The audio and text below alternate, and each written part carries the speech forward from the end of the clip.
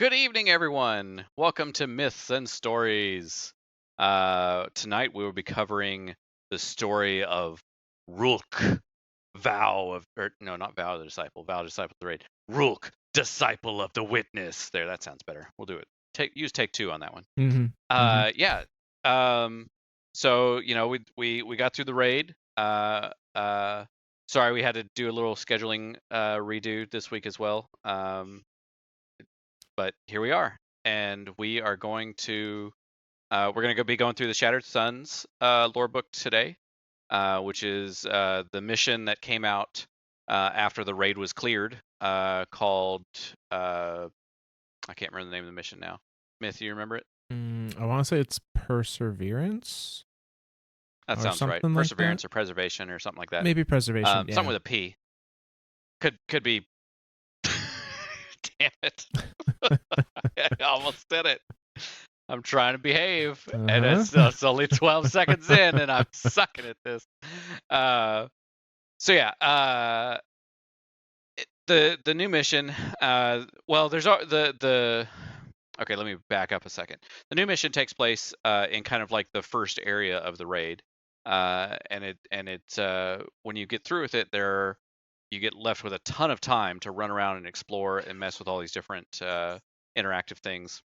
And each one gives you a lore book, which is part of this Shattered Suns thing. And we learn a lot about Rhulk through this Shattered Sun thing. You can also go back and in the first section of it, and this is also in the raid itself, there's almost like an interactive wall that you can it gives you like a little code, and it'll be like Guardian Punch something, but Punch is like Activate or something like that. Anyway, but yeah, you can go through and do that a bunch, and you can farm that, get the rest of the lore books you need if you wanted to collect those in game. But yeah, so Rhulk we talked a little bit about Rhulk last week when we covered the raid. He's messed up, man. He might need to see a therapist. I mean, he's dead, presumably. Maybe. So you're right. Like maybe. Maybe.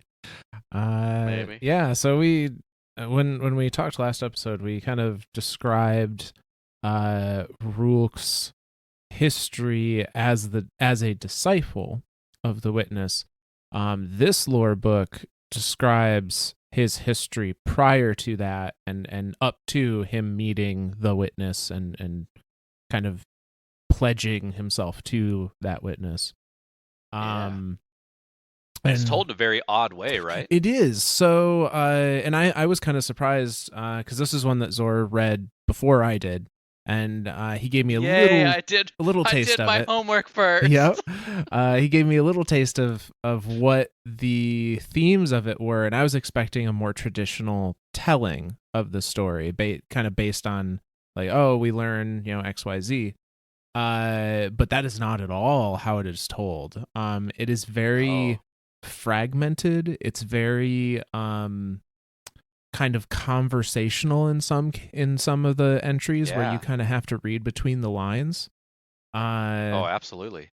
But yeah, it's different. It makes you think on a whole nother level, which I appreciated as I went through it. And it's dark. It's very dark. I mean, no pun intended, because Rhulk is because of serving I see what you the Witness of the dark. But yeah, I see what you did there. But speaking of, I'm gonna do. I know we normally do this at the end, but I do want to say that our plan, we're gonna finish Rhulk's story tonight, and then our plan is for the next however many episodes, because I don't know how long it's gonna take. Hopefully not another 8-part series like Books of Sorrow, but hey, you never know. You never know. We're gonna go over the light and the dark, and when I say that, I mean the Traveler and the Witness, as well as the light and the dark as forces of the universe. What information we have about both the entities and the forces in the various lore books, because there's a lot scattered everywhere. We're also Oh going to yeah, go over the unveiling, because that is where a lot of that information comes from. And such a good lore book. it really is. And we're going to delve in and kind of theorize on our perspectives of light and dark and traveler and witness, and all that good stuff. So that's going to be the next set here, which I'm excited about, and hopefully you all are excited to hear about too. So. Hell, I'm excited about it. We finally get to kind of put all of our theories and ideas that we've come up with over the last like 6 months in one spot. Yep. Like that's what I'm excited about, to finally have like this like definitive, like this is what we think of the light, this is what we think of the dark, Yeah. this is what we think of the two together. No, So yeah. absolutely. So yeah, but without further ado, we'll get into the Shattered Suns lore book, and this starts with an entry titled Untamed.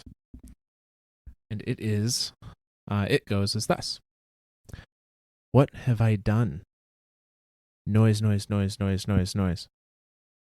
This line I'm not going to read verbatim because you can segment it to see what it's actually saying.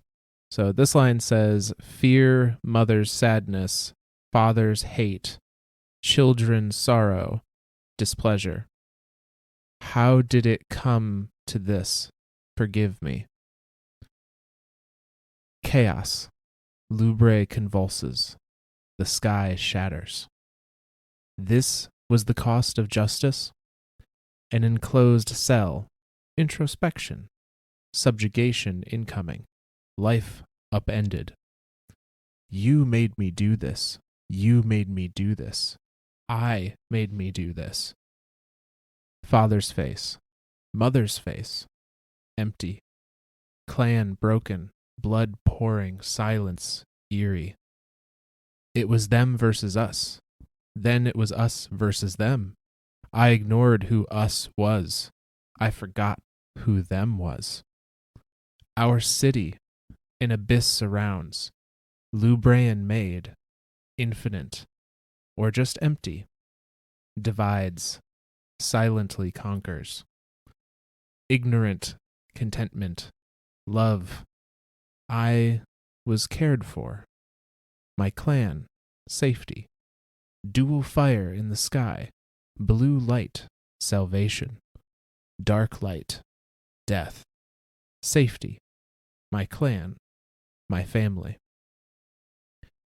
And who cares for you now? There are none left. Do you desire it still? Once, I did once. And you returned it. So I'm gonna pause here. There's more to this card, but like I said before, this is very fragmented. This is very Dude, it's if I were to freaky. If I were to envision how this is being, so the concept is all of this is kind of being played in Rhulk's mind. And he's being forced to think about and relive his past life and some of the traumas he experienced in that life. And real quick, what was the name of that lore entry? Untamed is the name of this lore entry. Untamed. Yep. Okay. For some reason, I was thinking it was like introspective or something like that, but yeah. Nope. There is one later on called Isolated. But yeah. So, but it is very introspective. Like, this is him, Rhulk being forced to again like relive and reabsorb the events that led to him becoming a disciple. And the implication here is that he's being forced to relive this by the witness. And very much like a reliving, like not even like a. I think it's to me, the lore book as a whole feels like the witness has him in some sort of chamber and is like forcing these thoughts back into his brain. That's kind of the vibe I get too, especially from some of the descriptions we've had of their interaction during this. So this first section, these kind of fragments, he's experiencing, his mother and father's faces, and then, a void and his clan broken and blood pouring and this eerie silence, and then also experiencing a feeling of safety and dual fires in the sky. Lubre, his home world, had two suns, two stars. One was blue and one was dark. And so he describes like the blue light, salvation, the dark light is death, safety, my clan, my family. I envision this as like flashes of memories going through his head, and he's just kind of grabbing onto the first word or words that that flash makes him think or feel, and that's what we're seeing here. I like that interpretation of it. That's very much what that. Yeah, absolutely. And at the very end of that first bit that I read, where it says, "And who cares for you now?" It in the lore card is very clearly separated out. They do that thing where it's got dashes at the beginning and end of the statement to kind of signify this is a different speaker. And I interpret that to be that is the words of the witness. He's making him think about this, and he's asking him, these questions. Who cares for you? There are none left. Do you desire it still? Do you desire someone to care for you? Once I did. It says, and you returned it. So you returned that desire to have, to have somebody care for you. So this then leads into the second half of this lore card. Well, real quick before we jump into there,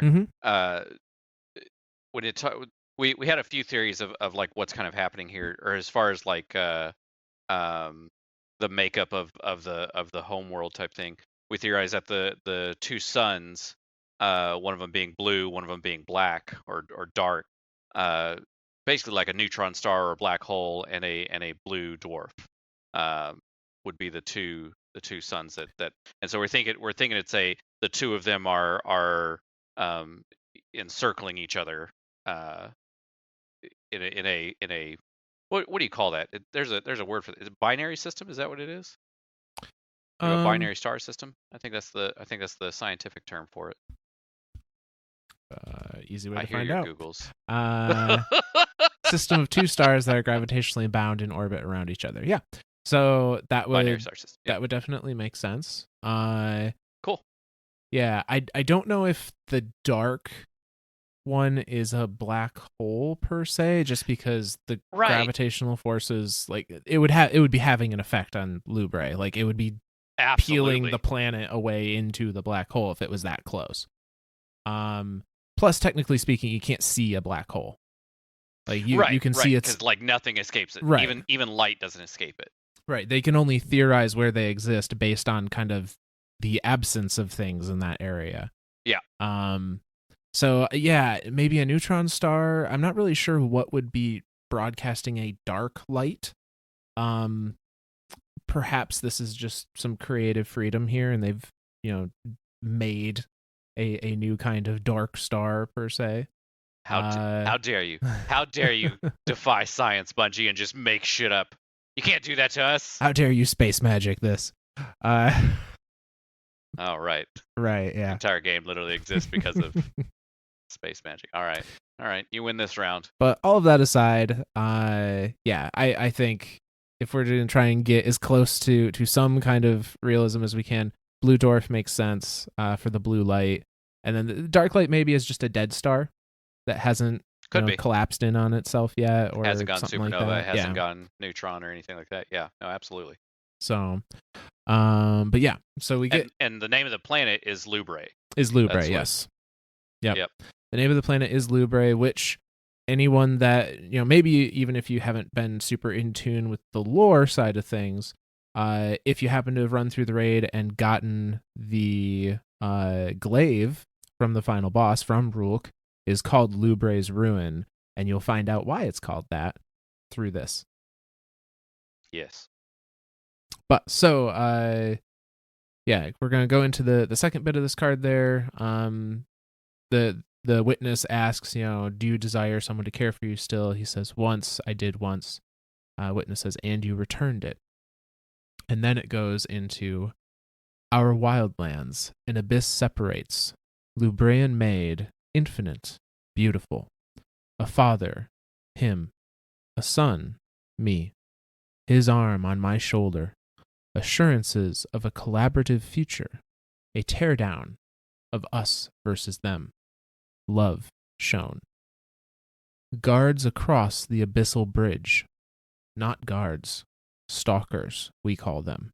Salivating after a group of wanderers, ready to watch them be torn apart. My anger flares. I move to confront the stalkers.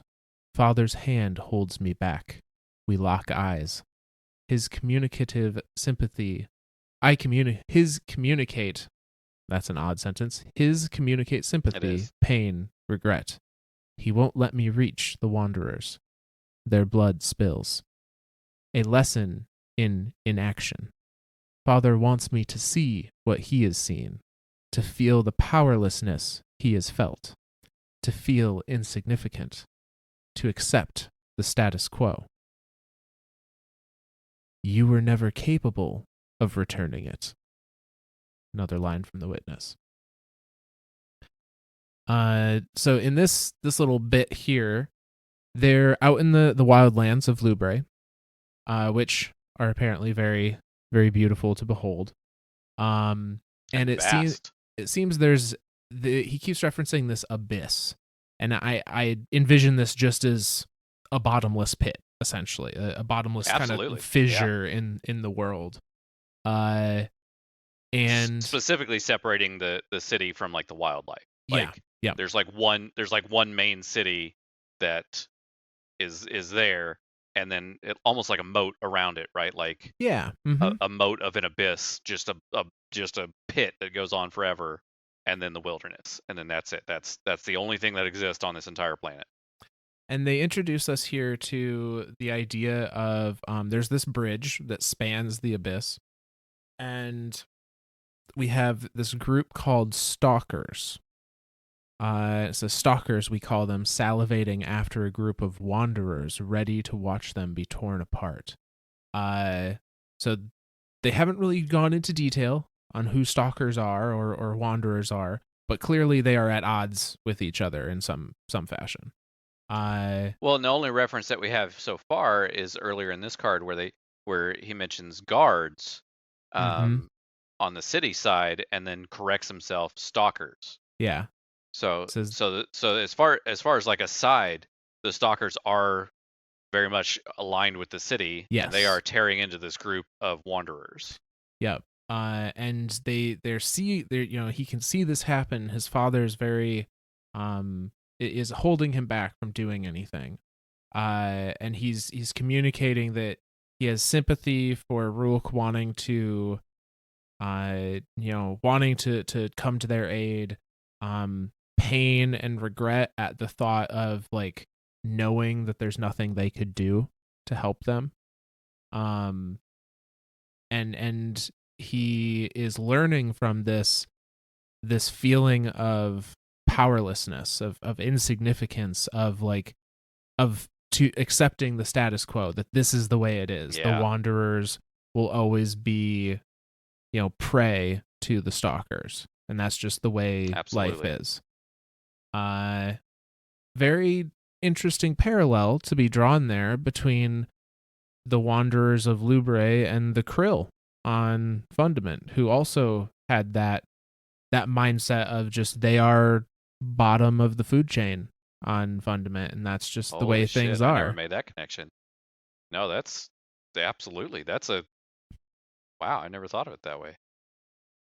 So, and again, the three sisters of Fundament were the first to not accept that was the way Yeah, things were meant to be. to take action basically, because that's they say that in this Lord card too, of this is a lesson of in inaction, Mm-hmm. that even if you don't do anything, that that in itself has consequences and causes something to happen. Mm-hmm.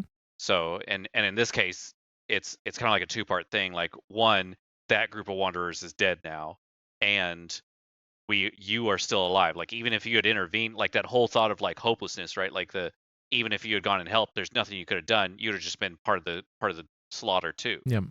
Like that's it. So it very much seems, at least from this telling, that the stalkers very much overpower and outpower the wanderers. Yeah, that's the implication here.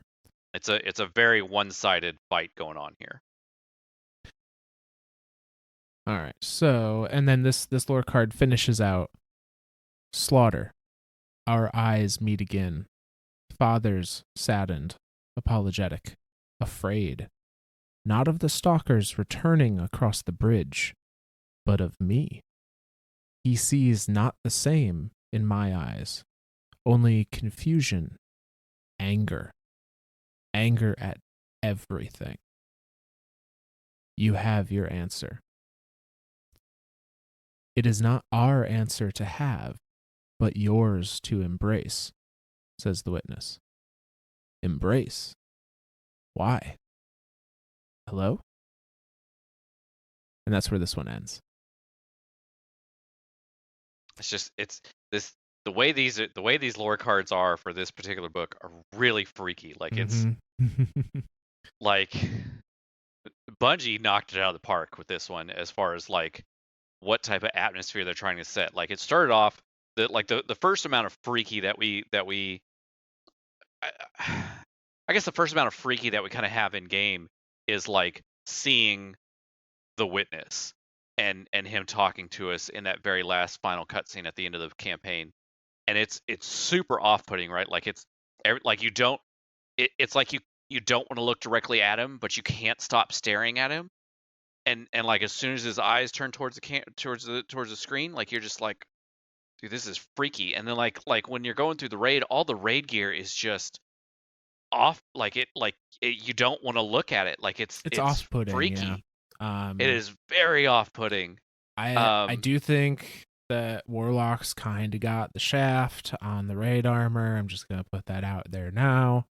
I mean, I kind of have to agree on this one. Not only in design, because design is subjective. But just right. like the Titans have this helmet that looks like gnashing teeth over and over and over, it's and so freaky. The hunters looking. have this chest it makes piece. Me want to play a Titan. Yeah, the hunters have this chest piece that makes it look like there's mandibles in the middle of their chest, just like pincers and constantly going.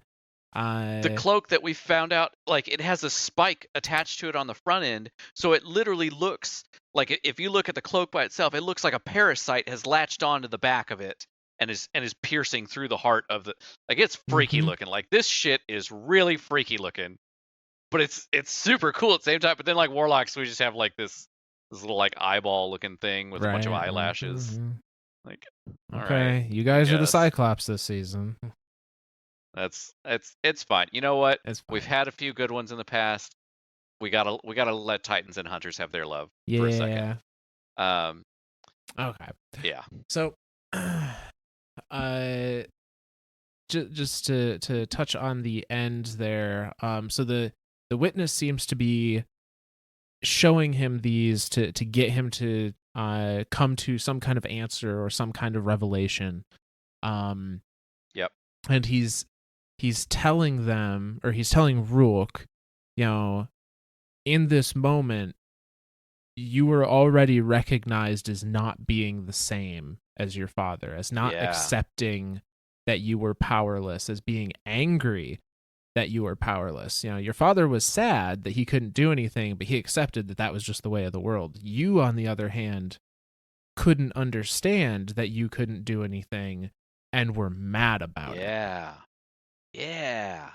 And he's presenting that as this is your answer. What question this is the answer to, we don't know yet. Right. I thought that was a very interesting way of putting that too, of like the answer is you didn't like the status quo, but what was the question type thing, right? Like it's an odd way of thinking of it. Yeah, and the witness, like I said, super crazy and super freaky how this stuff is presented to us.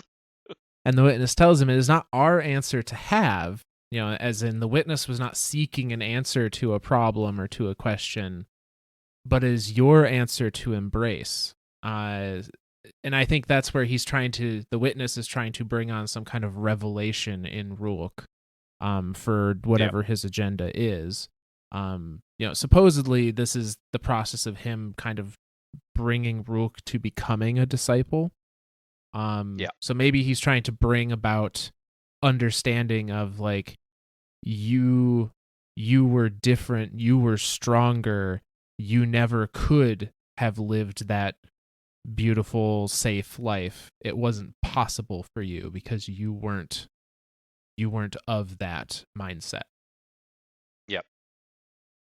You didn't accept the status quo, so that you would never You'd never be fit able in there. to accept that. Yeah, Yeah. you'd never be able to fit into that lifestyle. Yeah. So that brings us to the next lore card, which is entitled Provoked, and it goes as such. And what more of this family of yours? Said the witness. They're gone, dead, all of them.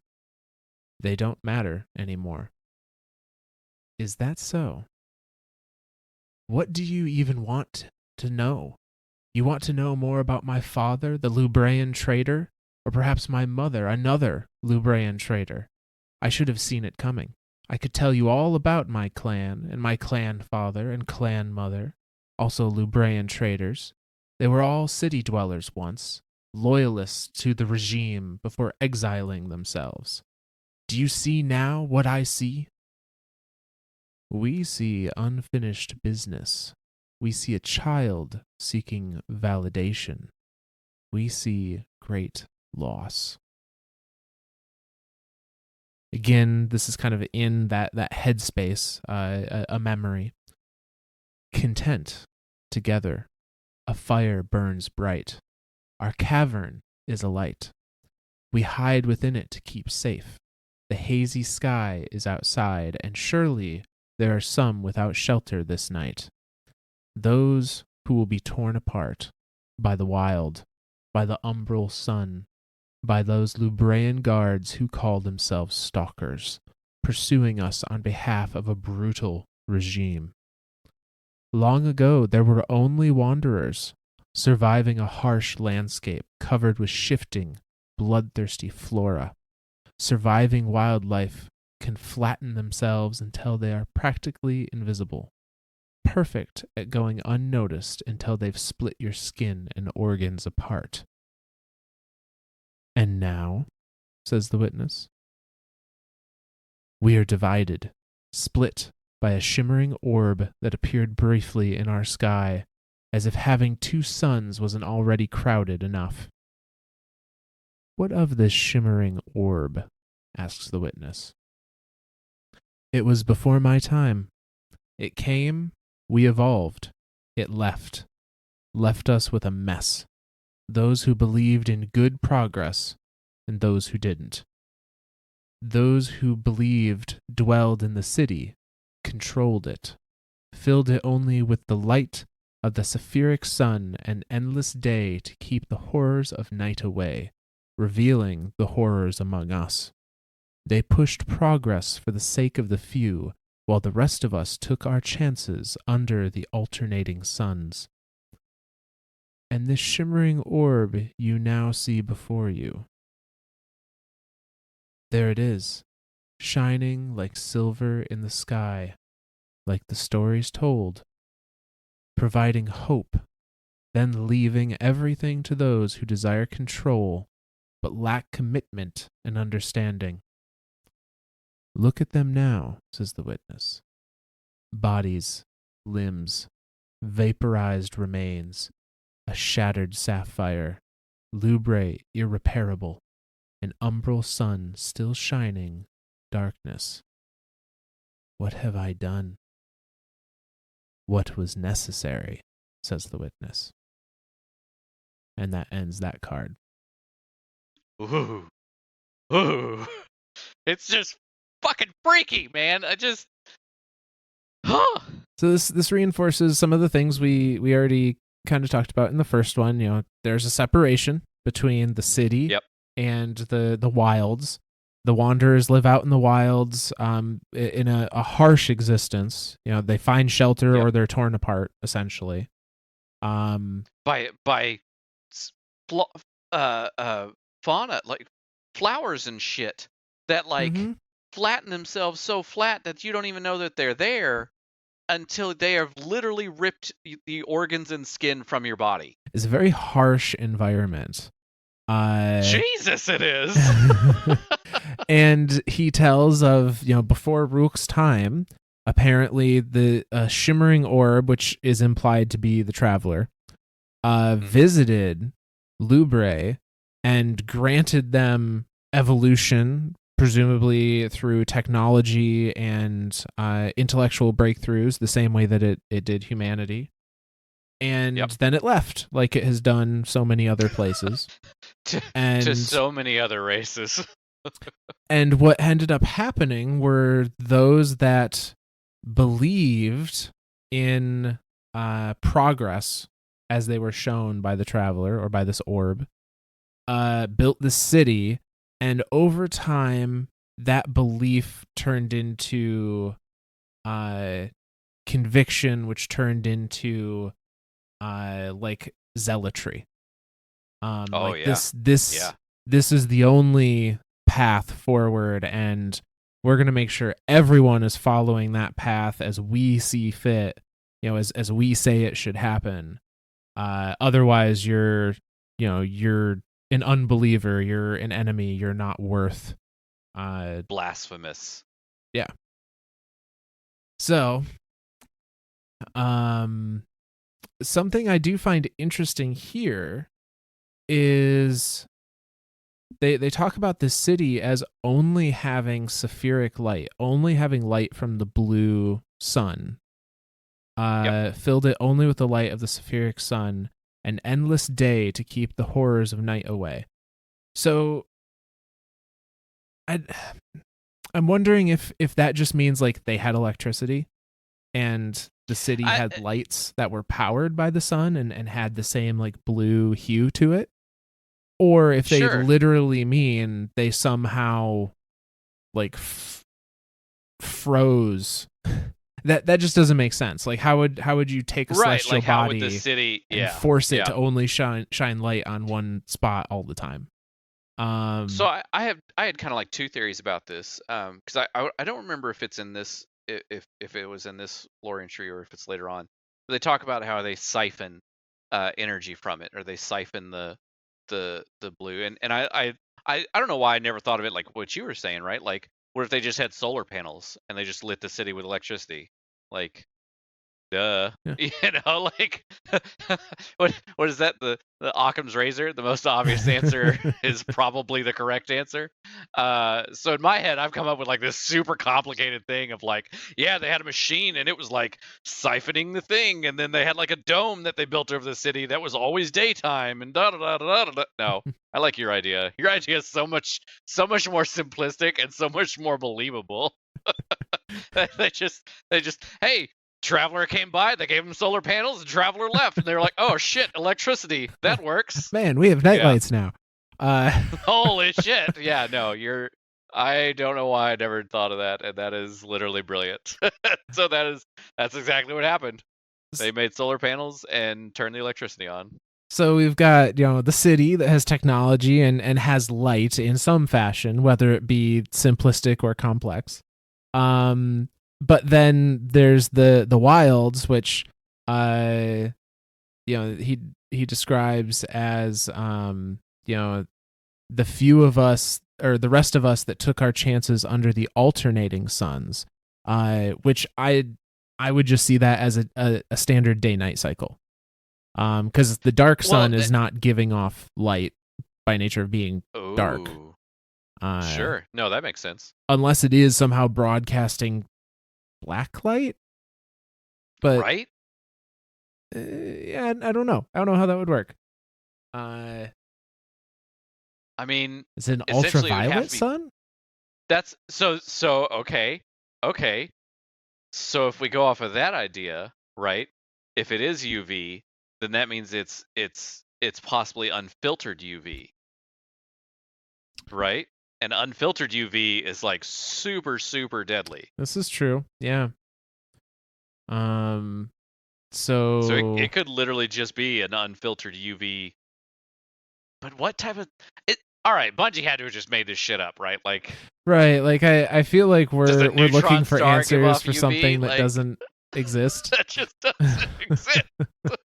um yeah, I mean the And I'm fine with that. yeah, I'm fine with that idea of because video game, this is why it is. But at the same time, I'm like, well, Bungie, you did so well at doing science, I know. and then you just gave up. I want Well, more science. I we like your space magic, but we can just say this is in a galaxy far, far away, long, long ago, and God they damn have it. things that we haven't discovered yet. So, God damn it. In a galaxy far, far away, but somehow also in the future. Yeah, no, that's not. But so regardless, Hashtag copyright Star Wars. hashtag don't Cite sue your us, sources, LucasArts. kids. Remember that. Yeah, don't stop. Oh no, that's Disney now. Oh, you're Oh right. shit. Well, we're fucked. Hey, I did my thank you to Lin-Manuel last week, so yeah, we're good. We're set. Okay, I got that him all on speed cancels it dial out, now. Yeah, bullshit. But yeah, so there's the city, the haves that have technology and don't have to worry about the horrors of the night, and then the outside the city, the have-nots, the exiles that have to, fight for survival literally every day. Yep.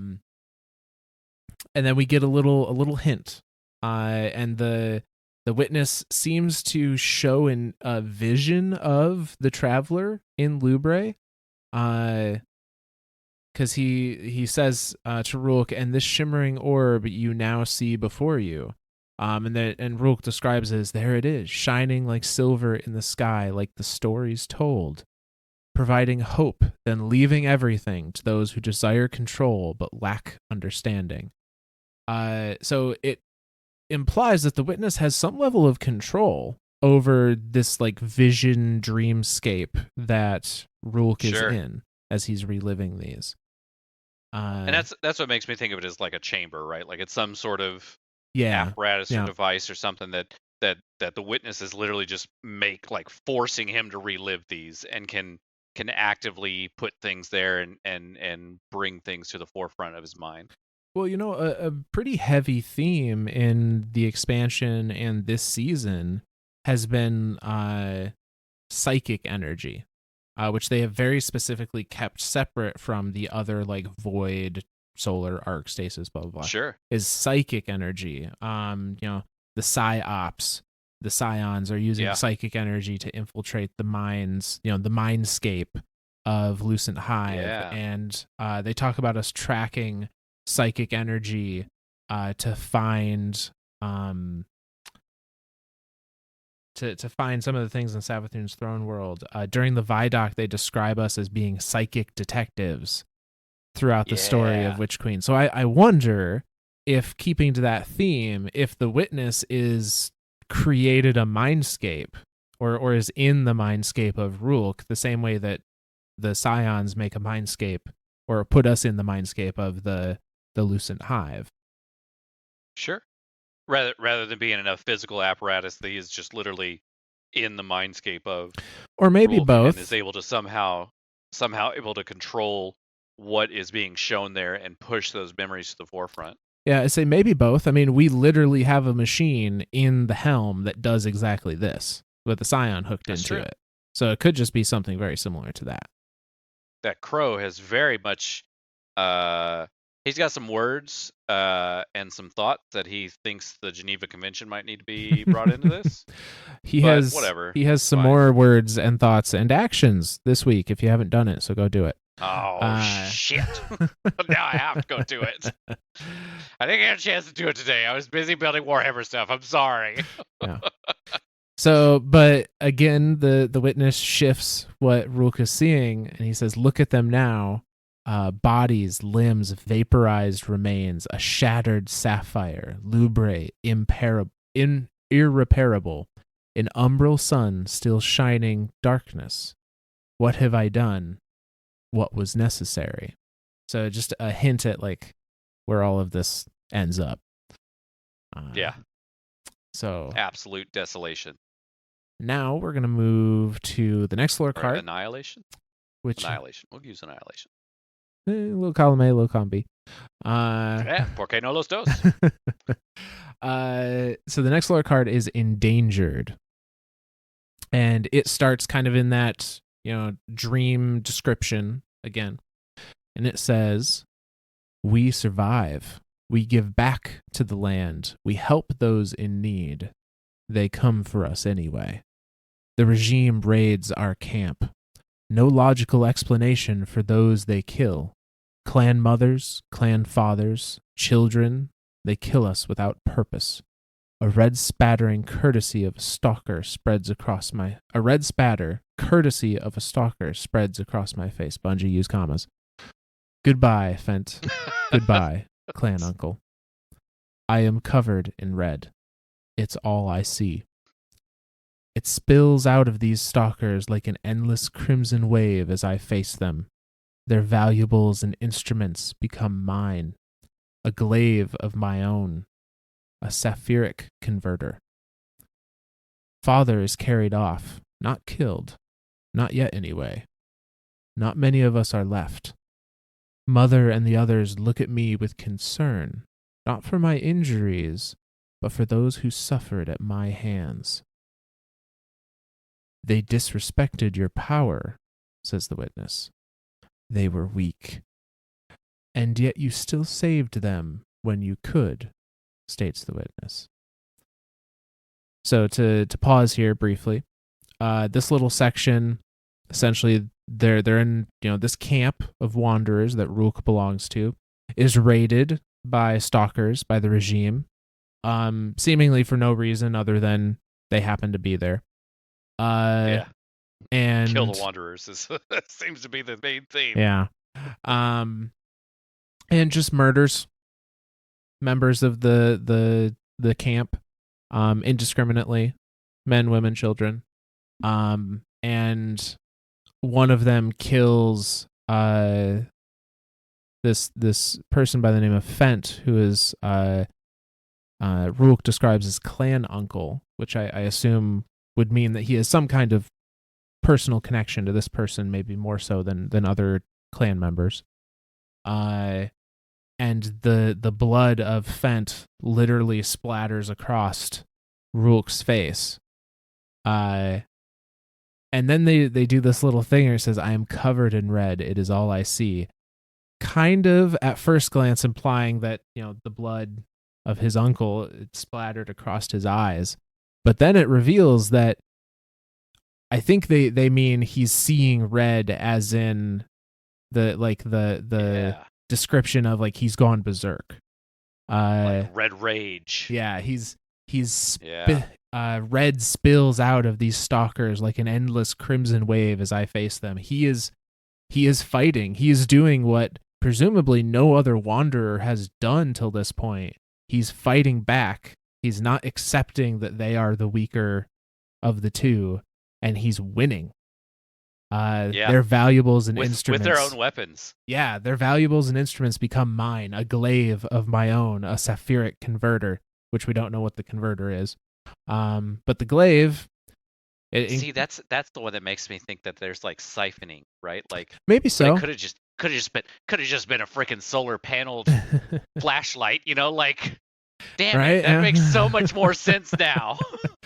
But so, and to anyone that hadn't already guessed, the glaives originate from Lubre.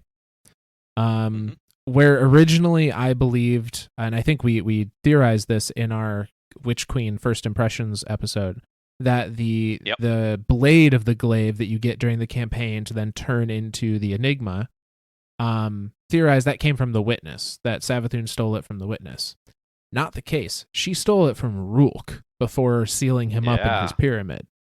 All of the glaives originated from Lubre, and Rhulk has been tuning and creating and twisting them in his own designs pretty much ever since.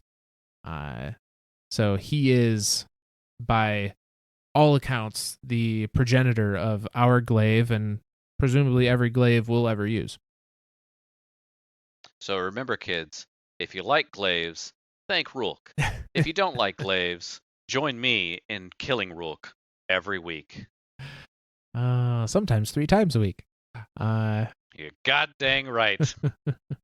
and the witness, and he's describing his family or the rest of his clan members as looking on at him having destroyed these stalkers.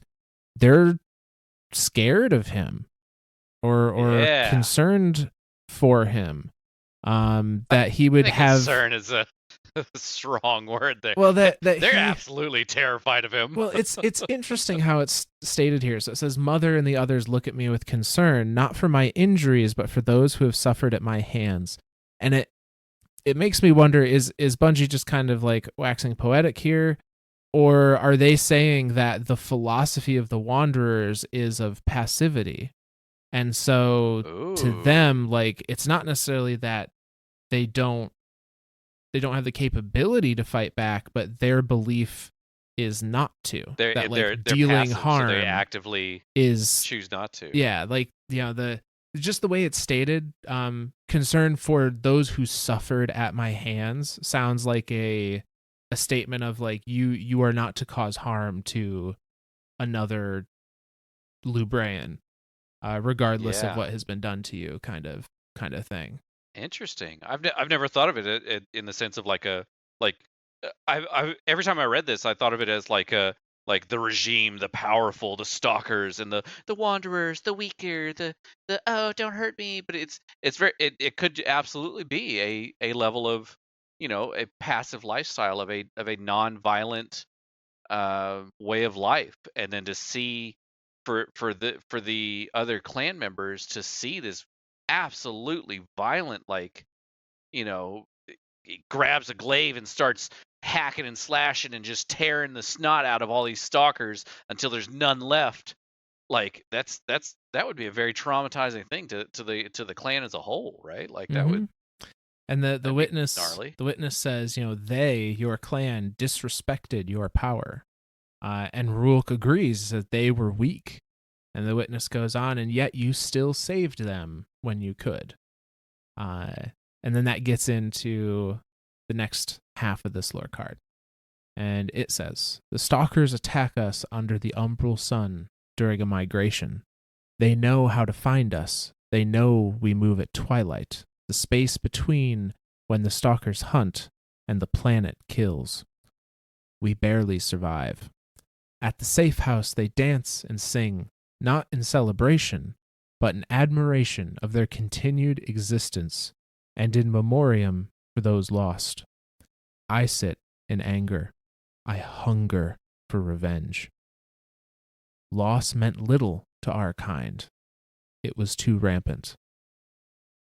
The witness asks, are you sure it wasn't just you? Rhulk responds, you know not what you ask. Again a memory. I'm a boy. I hold the furry little yacht in my hands as it wriggles before pulling it apart. It separates from its skin with ease. What is this worthless, pointless thing? Why show me this? Rhulk asks. The witness. This you have already seen, experienced. Surely you can handle it again. A memory. This worthless, pointless thing, it dies so unceremoniously. Did it ever matter at all? The children weep for their lost pet, but I feel powerful. I feel. The witness interrupts. You know what you are. You always knew. A memory. Mother and the others look at me with concern, not for my injuries, but for those who suffered at my hands, and they are right to do so. Tearing their bodies to pieces brought only joy. What am I? Am I a monster? I am a monster. I knew it then. I know it now. The witness, not a monster, a savior. And that lore card ends. I mean, I'm gonna say psychopath instead of savior, but holy Yeah. crap! So So so part of that is him sitting as a boy, like presumably, long before any of this happens, literally takes the pet of one of these other friends, clan members, who knows, and just rips it apart. like literally pulls it And apart. like, holy shit! When we say this gets dark, this is fucking dark. It's a bit of Like, a red flag. yeah. Like, I wonder why the other clan members didn't be like, "Hey, why'd you just tear up Spot? Yeah. Um, What- that's kind of no. weird." Not, like, that's like, So holy this crap, man. and this does a couple of things in this entry. The rationale that Rhulk shows here, he says, this worthless, pointless thing, it dies so unceremoniously. Did it ever matter at all? That the whole did it matter? This pointless thing? Well, what? That's what stuck with me is so much, and kind of leads me to that like borderline psychopathic thought pattern, right? Yeah, and what I think is being shown here, and the reason why the witness showed Rhulk that specific memory, is he is reinforcing some of the foundational like feelings that connect very well to the idea of the final shape, the idea of sword logic, of if Ooh, it is not strong enough to exist, it shouldn't exist. There's no point to it existing. And interesting. I think he's drawing, or the witness, it, not he, is drawing threads for Rhulk of like, look, this is what you had already decided and thought about at a young age as a boy, and I'm going to show you that is correct. Like, you were not a Yeah, like I'm monster just just deepening because you this were this thought. strong. You were not a monster because Holy you cow. saw the worthlessness in a weak thing. If anything, you saved that weak thing from having to continue suffering in its life. Holy shit. So I'm this is where I'm I starting don't to get. maybe the witness is a psychopath. Fuck, I don't even know anymore. I Like, mean, the whole point of like the final shape, of the idea of the final shape of the universe, it is that like yeah, everything else. nothing else mattered. Like it didn't deserve to exist. It was weak, and because it was conquered or because it was killed, because it was taken care of, taken out, whatever you want to call it, that is what like that is it was literally pointless. It served no Mm-hmm. purpose to the final shape, so it was cut away. It So it was was. it was done away with. Yep. The Holy chaff was shit. cut from the wheat. Yeah. Holy shit, man. Like this is God, this is like dark does not begin to describe this. Yeah. It gets deep and it gets real fucking quick. So now we're gonna move on to the next card, which is nepotistic. Um, and this is all kind of in there is no dialogue here between the witness and Rhulk. This is all just kind of in that memory scape. And it goes, Father, it's been a year since you were taken, but we have not been attacked since. I know the stalkers still watch the clan, but I survive alone these days, ousted for being the only one brave enough to act. A liability, they called me. We will see what they say when I bring you back, if you still live. Every umbral sun, I walk the abyssal perimeter with the help of the Sephiric Converter's attunement to our great sun, providing me light in the dark. The stalkers don't expect me, so they don't see me. And the glaive, a tool of the regime, which I have named after you, Rhulk, makes eviscerating them that much easier. I kill many looking for a sign of you, wash my hands with their blood in the hopes of your continued existence. I have been lost without your guidance, unsure of what I am, who I am, what I am meant to do. And now, as you stand before me draped in the insignias of the very regime that took you, I am confident that you have no answers. As you call your fellow stalkers to overwhelm me, to bind me, to carry me into the dense, unending city of Lubre, I am confident that you are a coward. As you testify at my trial that I should not be put to death for what the regime claims are immeasurable crimes, but should instead serve alongside the stalkers, alongside you, killing wanderers, annihilating clans. I am confident you are an opportunist. What about Mother, our clan? What about down with the regime? What about biding our time? Or is this another lesson in inaction, in sparing ourselves from the absolute worst so that we can barely live, barely survive? I am confident, Father, that you will die by my hand. And thus ends that card. Lot to unpack here. Holy shit. Okay, so there's very much this idea of like his father was against the regime, Yeah, but which now that he stands before him, he's just been completely indoctrinated. yeah, and that is a point worth bringing up. The whole apparently his father had this rhetoric of down with the regime. We're just biding our time. Yeah. That goes against the idea of a pacifist clan. Sure. So maybe it isn't pacifism per se, as a just they were outclassed as far as technology goes. Presumably the stalkers are and the city are the only ones that have tech. I mean, they're the only ones that have flashlights, let alone any kind of military technology. God damn it! Flashlight.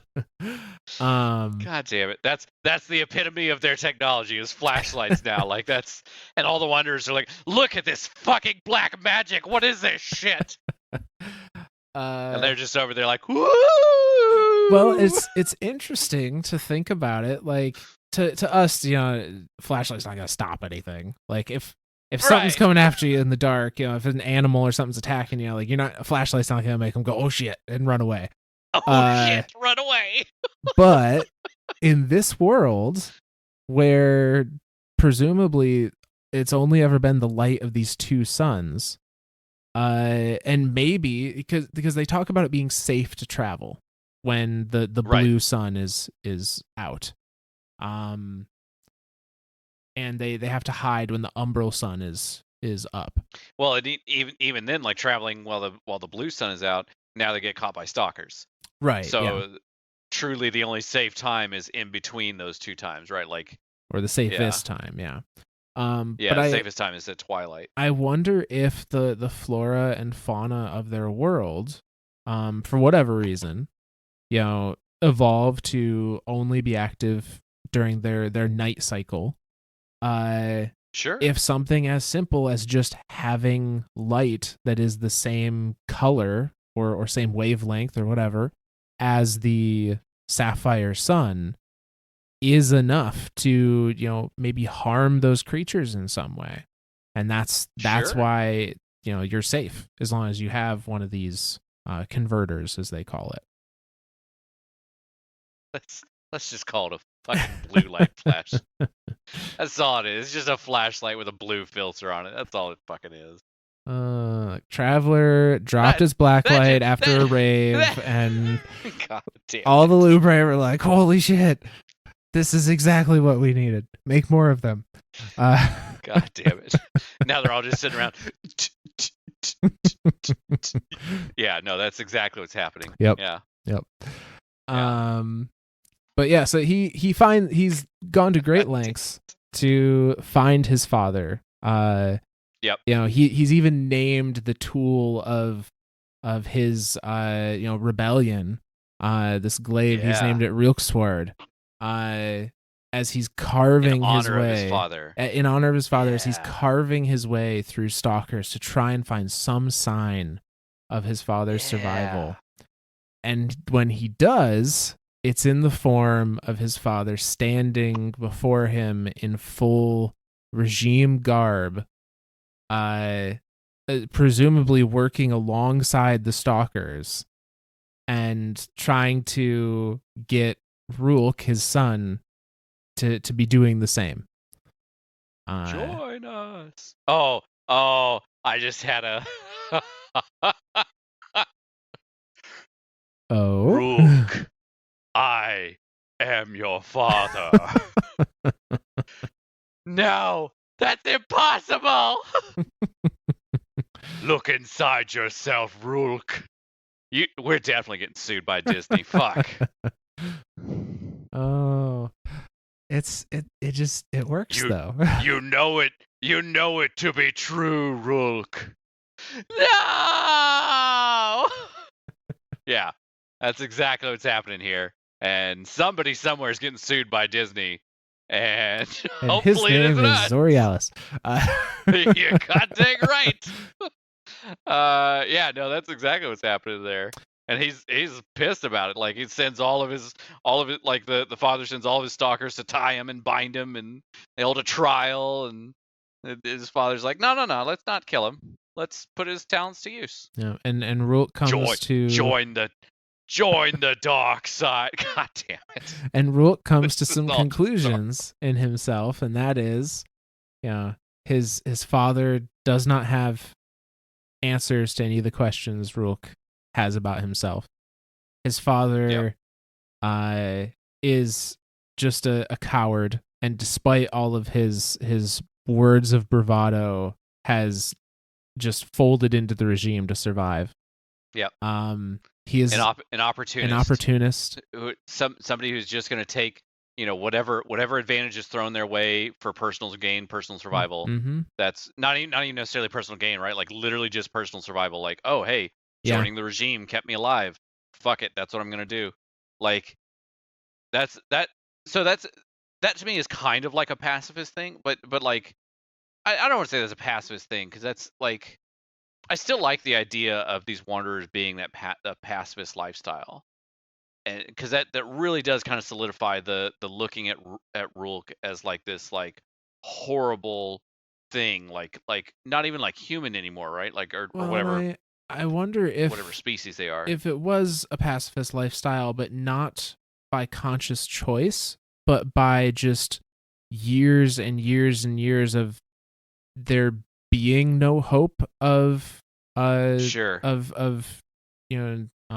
fighting back, and so all the very idea of fighting back just faded from their culture.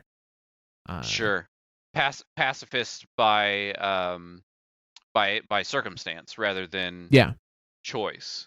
And I could see that instilled through the generations, not as a like, we are a pacifist culture, we're not going to hurt anybody. It was like the idea was never even thought of by anybody.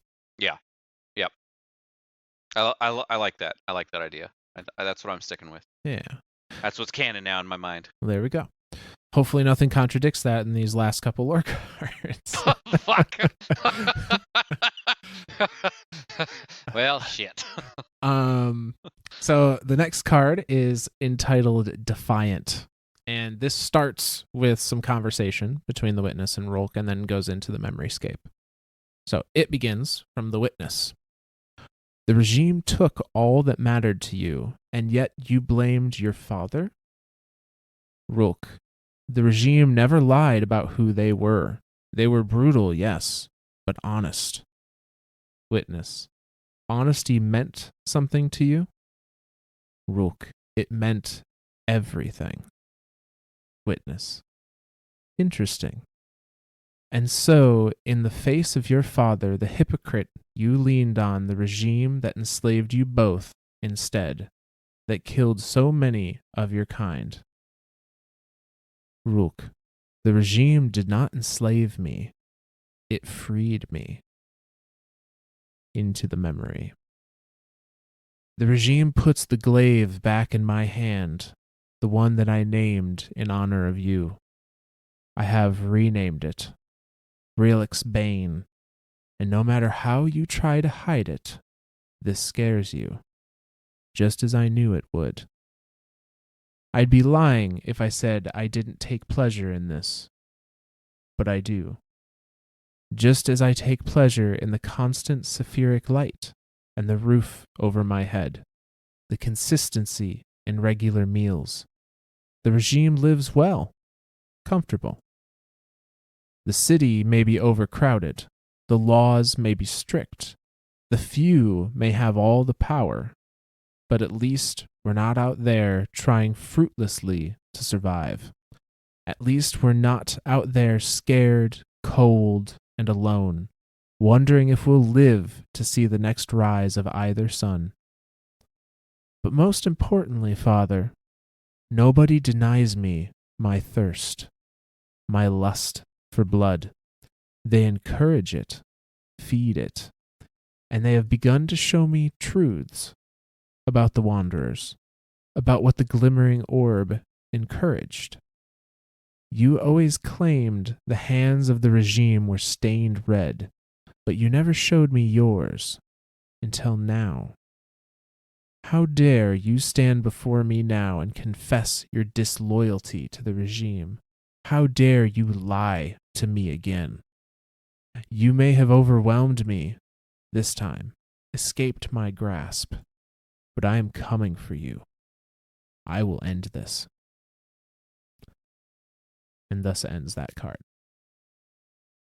So Rhulk was definitely, maybe not for a long time, but at least for a little while, folded into the regime and was used as a stalker, and by his words or by his memory, Enjoyed it. encouraged. Yeah. Like, loved it. Was like, fuck yeah, this is just more practice for when I get to the ultimate showdown with Papa and smoke his ass. Yeah, yeah. And it's interesting here because going back to the beginning of this lore card, the witness is kind of is questioning him. He goes, "The regime took everything that mattered to you, but you're blaming your father."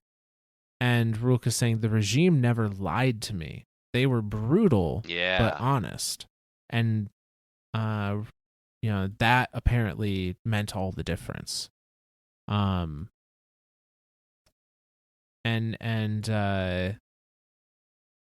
So again, valuing like brutal honesty over a kind lie. Yeah. And then like the fact that his father's telling him again, yeah, I just joined the regime just to survive. Yeah, still fuck those guys. Yeah, I'm not loyal. So now, yeah. And I'm wondering if this last line, it says, "How dare you stand before me and confess your disloyalty to the regime? How dare you lie to me again?" So again, he's being opportunistic. He's saying like, "Look, I'm not loyal to the regime. I just did what I had to survive. I'm not part of them. I don't believe in their philosophy." And then this last line, it says, "You may have overwhelmed me this time, escaped my grasp, but I am coming for you. I will end this." Almost makes it sound like his father escaped from the city, maybe? Possibly. Went back to the Wanderers, or like maybe possibly saw the level of bloodshed and I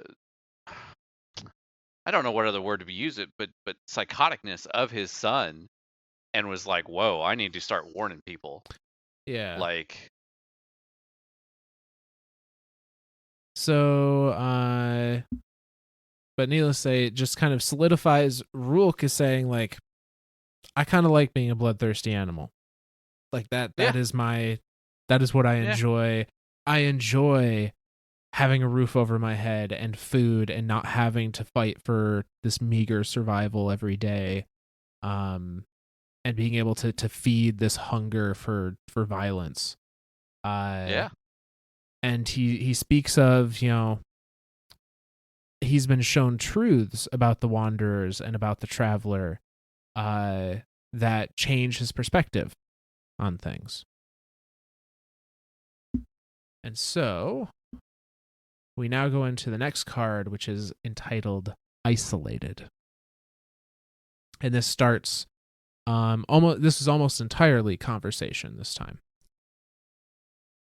So we start with Rhulk saying, "Stop." The witness, "Why?" Rhulk, "I don't want to do this. I don't want to relive this." The witness, "Most would die for the opportunity to retread their greatest moments." Rhulk, "Great moments end in triumph, not mass extinction. In the end, what mattered?" Witness, "The end? No. We're so very far from the end. You are not yet ready to taste true glory. You may not yet be familiar with the concept of metamorphosis, but we assure you, you are experiencing it right now. You were once free to roam your little box, but lacked wings to fly out of it. And so you grew them, the little larvae that you were, wrapped in a cocoon. Now you need only cut yourself from it. But to do so, you must leave behind that which made you weak, retaining only that which makes you strong."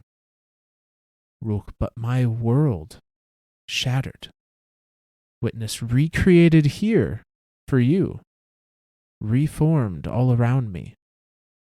Every painstaking detail, the suns, the abyss, the regime, Lubre, every painful memory." Rhulk, "My clan, my family. Cloa, clan father. Kisa, clan mother. Kita, sister. Varuna, mother. Rhulk, father. Their heads in my hands." Witness, "Love for them made you weak. Power over them made you strong. Upon reflection, you are filled with regret, believing yourself to be under the spell of the regime, believing your actions in their tenure to be wrong.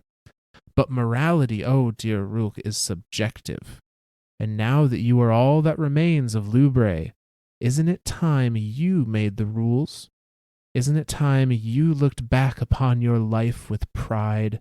After all, your actions brought you to us, and only we can help you emerge from your cocoon." Rhulk, "We? What even are you?" Witness, "We are your salvation. We are your judgment. And soon we will be your witness." End lore card. Oh my god. I like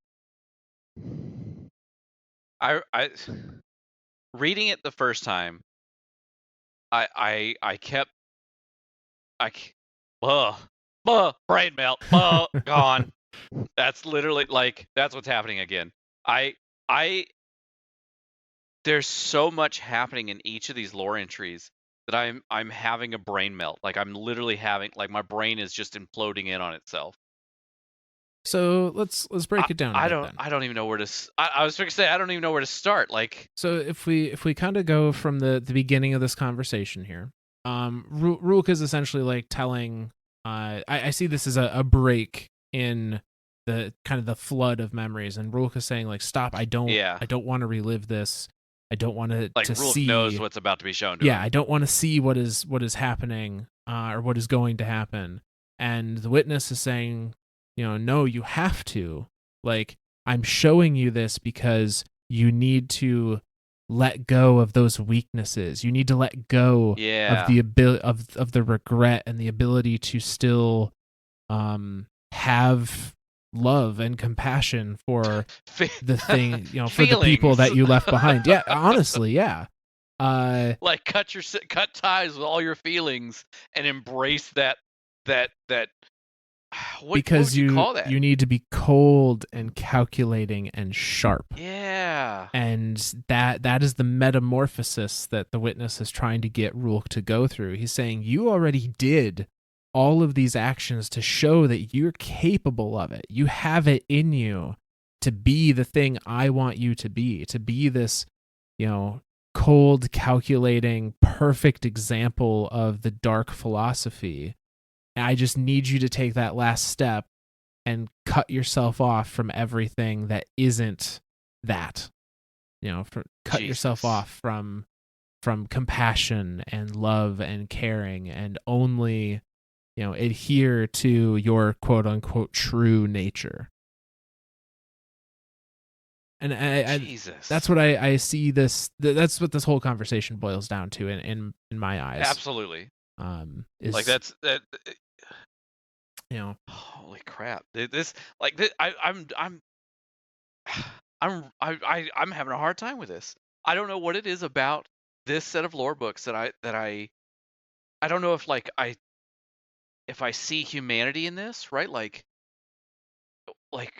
I don't know what it is about this set of lore books that just really hits me in the chest.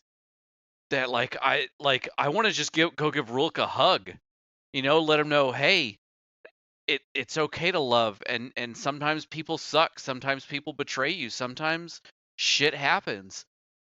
You to steal from Eminem, you got to have the courage to pick your dick up out the dirt and fuck the whole universe. Like that's boy, we're gonna get sued by someone tonight. I don't know who, but we're gonna try to get everyone in here. It doesn't matter because I'm citing my sources. So yeah, suck it. But yeah, I mean, Bungie has and their narrative team has done. There's a theme going on now, and some people may like it, some people may not. But it's definitely a theme of like dark. There are no, maybe outside of the Witness itself, though we don't really know its story yet. Sure. There are no purely evil characters. Yeah. Or none that started that way, at least. Or even if so maybe not, there are no purely evil, but it's still a matter of perspective, right? Like everything about looking at something good and looking at something bad is subjective. And it's all about who is looking at this particular thing and saying, well, I'm deeming that evil. I'm deeming that as a bad thing. Whereas the other side is just like, I mean, what if they're just there for survival? And whatever they're doing just so happens to be interfering with the survival of something else, but neither side realizes it or something. But the one side that does realize it soon enough deems the other side as evil, and then starts preaching it to everyone and saying that other side is evil. That is what we need to kill this thing. We need to be rid of this thing to continue on. And that's what I keep coming back to in the ideas of this lore book, of that, the whole idea of the regime being, we're better than the wanderers. Because of the traveler, we were blessed. We were given sight. We were able to survive in this harsh wilderness, and we built this city, and so now we're better than them. So now they are the rot that needs to be cut out, the cancer that needs to be shoved away. Like, oh my god. So deep thoughts, man. Yeah. No, and the Witness kind of says some of the same thing. He says morality is subjective, and now that you are the only one left of Lubre, don't you get to decide what was morally right? Right? Now that's a thought in itself, right? Like, he's telling us, the Witness is telling us in that lore entry right there, Rhulk is the last of his kind. Yes. He's it. He's all that remains. When it referenced it at the very beginning of the lore book, this shattered world, the sun gone, everything, the abyss, everything's gone. Rhulk is literally the last living thing of his people, be it the Stalkers or the Wanderers, be it the regime or the Outsiders. He is literally it. He is the last living thing of his thing. And so for the Witness, he, to look at him and say, hey, because of that, you get to decide what's good and bad. Like, there's nobody else around here to tell you. Yeah, there's nobody left to pass judgment other than you. Yeah. And like, that thought is kind of like a mind fuck. Like, ugh. I mean, I guess it's a very extreme version of history is written by the victor. Extra- yeah. And in this You're case, not written by wrong. the survivor. Survivor. Right. Well, Survivor slash Victor. Like, Yeah, what? yeah, Like, I mean, we still got a few more lore cards to get through, but this shit is still getting real by the second. we do. So this is I guess a teaser, I suppose, for our light and dark talk. But I think there's a pretty relevant thought here with Sure. this. So what I'm imagining might have happened to bring about the regime as it is when in Rhulk's telling. Like, because he says the traveler came, and then when it left, the believers made the city and the regime, and the non-believers were just stayed out in the wild. Yep. So the this is a little bit in the ARG from the Witch Queen Collector's Edition that was solved last week. It Which, by the way, a bunch of you guys still don't have. Please send it to me. Yes, please send Zor his collector's edition. For the love of God, everyone is sick of hearing about it. Just send it to me already. If you haven't already, I would very highly recommend reading the pages that came out of the ARG, though. It's about 30 pages of Ikora's journal. Essentially, it's implied that they were shredded pages from the journal that comes in the collector's edition. And the community literally pieced them back together pixel by pixel to get 30 pages worth of content. I love this community. It's amazing. All the puzzle solvers that exist in this community just blow my mind. But in there, Ikora is kind of ruminating on the dark and the light, and I'm not going to go into all those details because some of them are really, really good for our next discussion. But see, that's how you keep the viewers hooked. You give them a little tease, and then just I'm following you on this one. In there, she claims, and I think this is in a lore card elsewhere, that I don't have in front of me because I wasn't planning on talking about this bit. That the light's ultimate goal, or the traveler's ultimate goal, the traveler's description of a perfect society is a society of endless grace ringed in spears. And I think if that idea was projected to the Lubrayans in some fashion, that might be how their city and their regime started with the best of intentions. And then after the traveler left, that fell to individual greed and, power mongering and sure, the rich get richer kind of thing. Yeah. But the initial thought of like, maybe the Lubrayans took it a little too literally, but the initial thought of, a society in perfect harmony with one another, in perfect forgiveness with one another, but strong enough to defend itself from any outside force is the traveler's perfect version of life. Interesting. And so maybe that's how it started on Lubray when they made this city and made these stalkers to, be their ring of spears. And then it got corrupted over time after the traveler left and turned into the regime.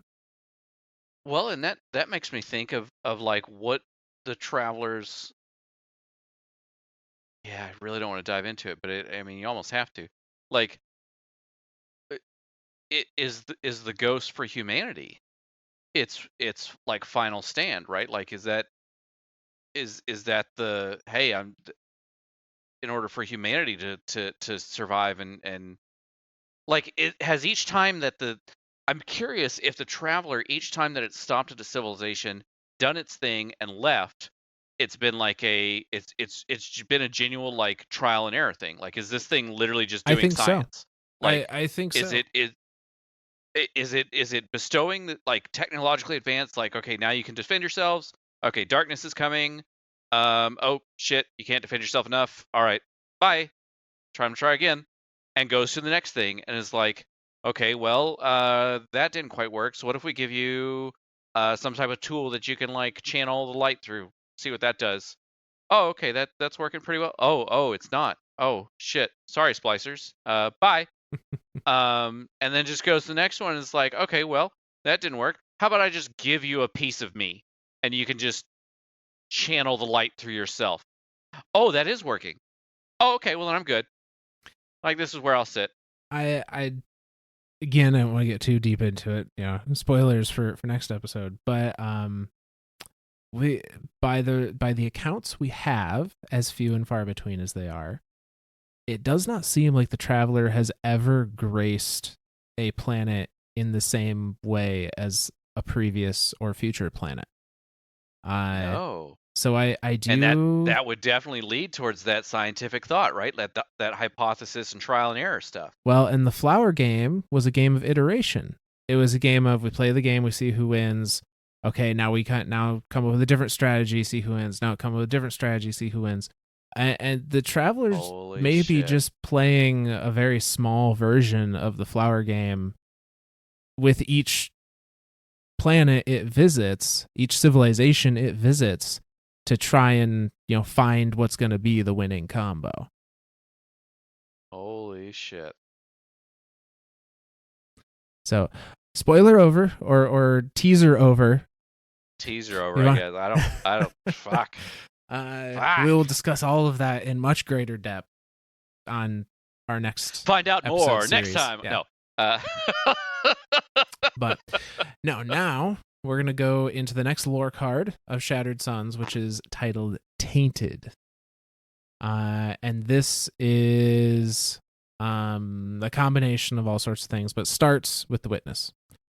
And he says, "Your father, he feared your anger, feared you, Rhulk, because he knew what I could become.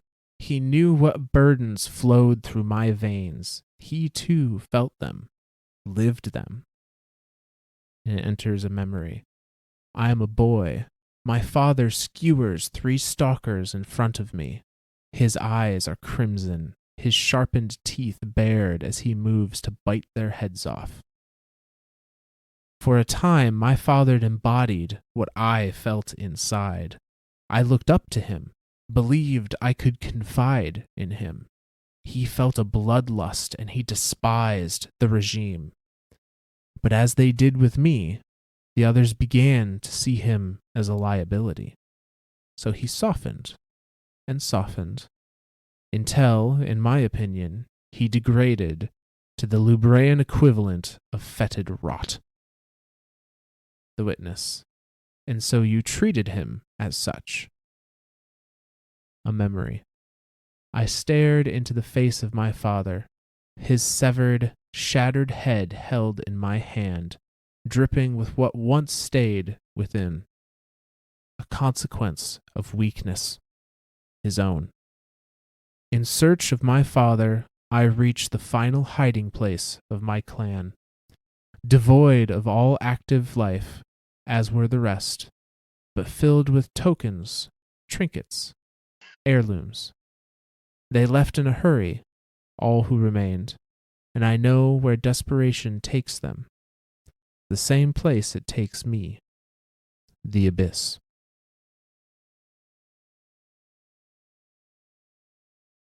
So, that's the end of that card. We learn. Go ahead. I'm just gonna sit here in silence for a bit. Yeah, we learn that Rhulk's father also had some fight in him. Also had that idea, that mindset of, we're going to bring down the regime by any means necessary. I'm going to tear them to pieces if I need to. But he softened. He started to go back on that thought because it was turning him into a social pariah for the Wanderers. And his father apparently valued his connection to the clan, and maybe if we go the opportunist angle, valued the survivability that came with being a part of a clan out in the wilds compared to alone. And so he made himself conform. And that, in Rhulk's mind, made him worthless, made him useless, made him something that didn't need to exist. Jesus. And in hunting his father, he finds what was the final hiding place of his clan, and it appears that those that could left towards the abyss, out of just desperation and having nowhere else to go. We're fleeing the giant pit that separates the two. Yeah, we're presumably fleeing from Rhulk. Like, sure, I have to imagine, like, if they're running away, that's why, because they knew that Big Bad Rhulk was coming back and was going to deal with them all. Big Bad Rhulk is standing there with his father's head in his hands. And his father's separated head, from his body. Yeah. Holy fucking shit. Some real Game of Thrones shit. I'm telling you, man, Bungie went dark. Bungie was like, you know what? I like our cutesy attitude towards everything. What if not, though? What if we just 180 degree this shit and just have severed heads on pikes and drenching ourselves in blood raining from the sky? What if? Yeah. And then the writers were just like, yeah, what if? And then everyone was like, no, really, what if? And there was like, we own this shit. Why not? And everyone was just like, oh yeah. Well, shit. Yeah. The ESRB doesn't read the lore cards. We'll still be T for T, and it'll be fine.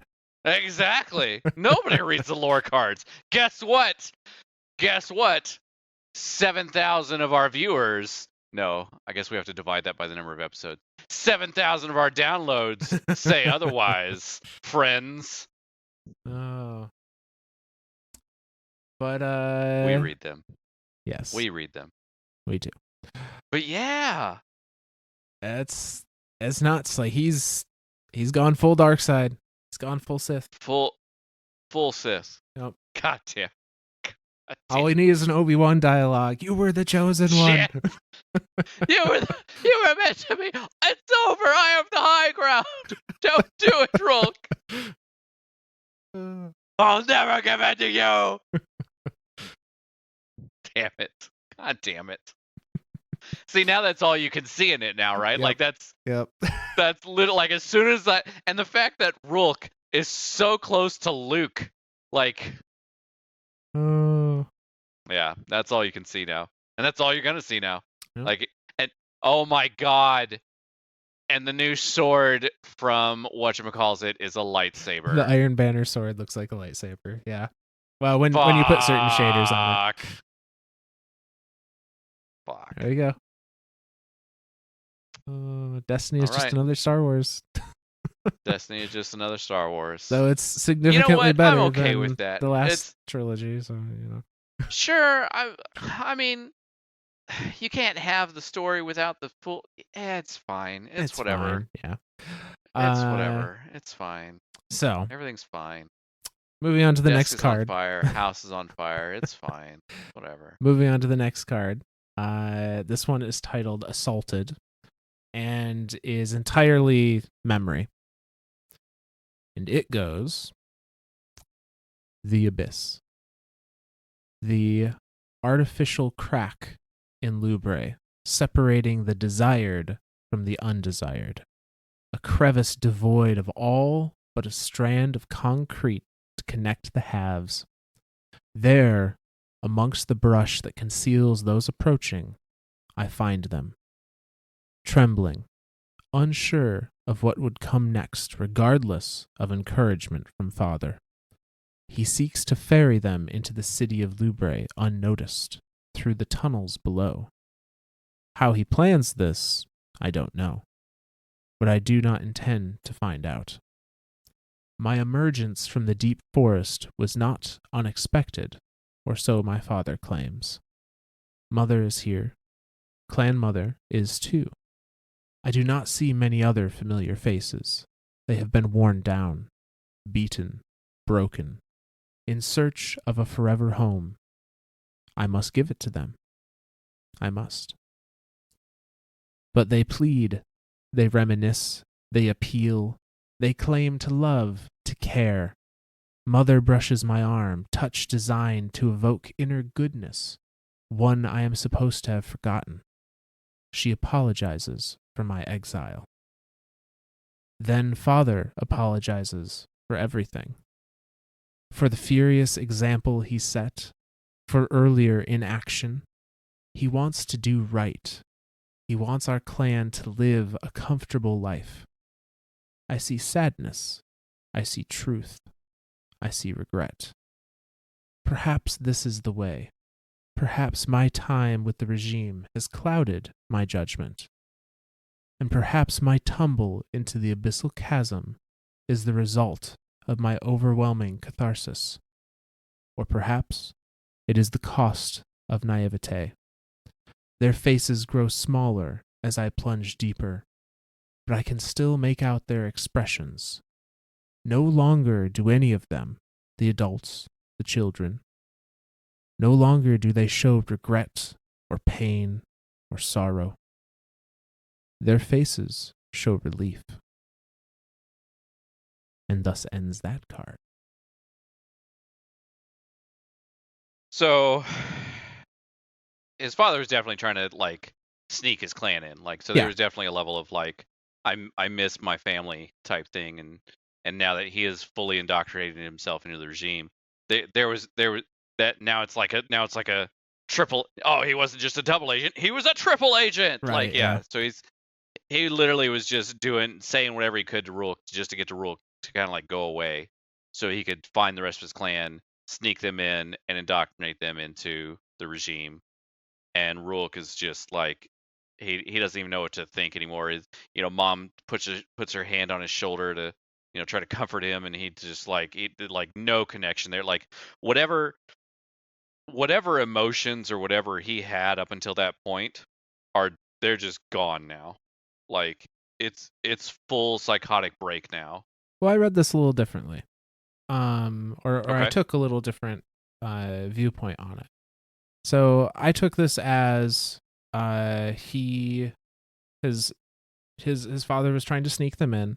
I don't know necessarily to indoctrinate them into the regime, but I think because the city is safe, his father's trying to bring his clan to some form of safety, some form of home that they can actually establish. Okay, so not like a full on like come be part of the regime. They're so good, but like, No, I don't hey, think so. living in the city is 1,000% better than dicking around in the wilds. Right, because if Maybe he pretend to be part of the regime so that way you can kind of like live. Yeah, because if he wanted to indoctrinate them into the regime, I don't know why he'd be sneaking them in through tunnels under the city. Sure. That He would just run out and grab them. Like if he's right, full on regime, he'd just be like, I'm snatching these bitches up and they're part of my shit now. Yeah. right. So that to me sounds like you're gonna live under the city, but you'll be safe. Like you won't have to Yeah. wander the wilds anymore. And Rulk comes upon them in the act of trying to do this, and initially is there to is just been hunting his father and comes upon all Yep. of them. And I do think he hesitates. I think he does have a very brief connection, because that's the thing too. Like the previous lore card talks about him literally holding his father's head in his hands. and So I is this like think clan father now? Is that what we're? I'm not sure. I think this is almost like a memory within a memory, as silly as that sounds. Sure. I Is think it or like some twisted thing that the witness has fucked with him? uh maybe. I guess we don't know how much of this has been influenced by the witness and how much Sure. of it hasn't. But I kind of view it as him, maybe not a memory within a memory, but a a time jump backwards in the memory. So he sees the memory of the aftermath of his father's head in his hands, Oh, and okay. then Okay. the witness like does a little rewind to show how he got there, kind of thing. Sure. And that Sure. was this kind of last betrayal. And he Yeah. finds his father and he finds his clan, and they're expressing sadness, and his mother is trying to evoke some kind of like some appeal to love, appeal to care. um Anything, any type of emotion any kind of that can connection like that bring can be him back. made. Yeah. And uh and he, when his father tells him that that he's apologizing for everything, and he sees truth in his eyes and regret in his eyes and sadness about how things have all happened, he starts to doubt. He goes, perhaps my time with the regime has clouded my judgment. So he starts to begin to, he falters. He has the thought of like, maybe what I'm doing isn't what I should be doing. And as he's having that thought, his family pushes him into the abyss. And he is seeing their faces shrink as he's falling deeper and deeper into this crevice. And he sees their looks of pain and regret and sorrow change and turn to relief, that he's no longer threatening them. Okay. All right. All right, you sly fox, you. That's my interpretation of it, at least. No, I like that one 1,000% more than mine. Like I'm trying to figure out who the fuck father he's talking about. No, I like that idea of like inception memory, like a memory within a memory. Rewind. Like, hey. It is weird. I almost wonder if these are out of order in the like if they're even out of order if in game they're not in the correct order, like one's supposed to be after the other or something like that. Well, and it could be like an Ocean's thing, right? Like an Ocean's 11 thing, like haha, the whole gimmick was to let us in his vault in the first place. Yeah. So let's see.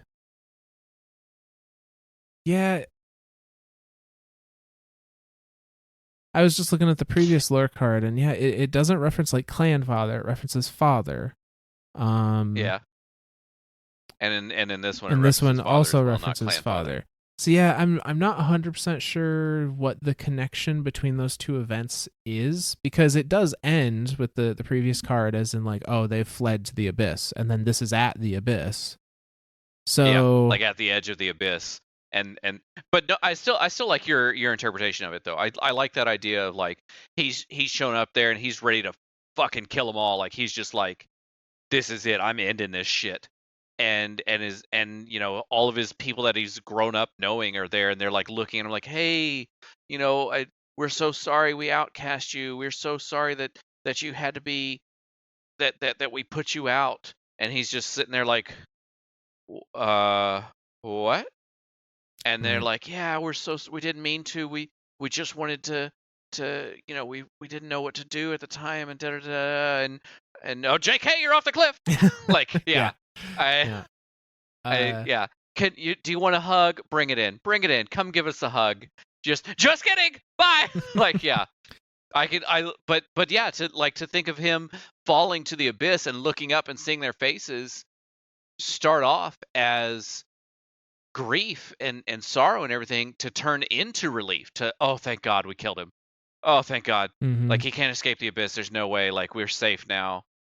The murderous rampage of the psychopath Rhulk is over. Like, thank freaking God, right? Like, that's, yeah, no, I'm starting to see it that way now too. And it definitely, and like you were saying, like, we don't know how much of whether it be the mindscape or some type of apparatus or a combination of the two. Like, we don't know what type of influence the witness has over this. Like, presumably the witness can just show him whatever the fuck he wants, right? Like, he was able to conjure up a thing of the traveler right in front of him like it was nothing.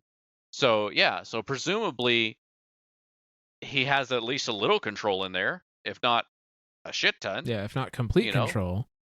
Yeah. Yeah. So I did notice something looking at the Tainted lore card, the one we read before this. when it mentions father's head in his hands, it's father with a lowercase f. And in this card, assaulted, it is always father with a capitalized F. And that is how he is always referred to father with a capital F, as in the father that defected to the regime and then escaped.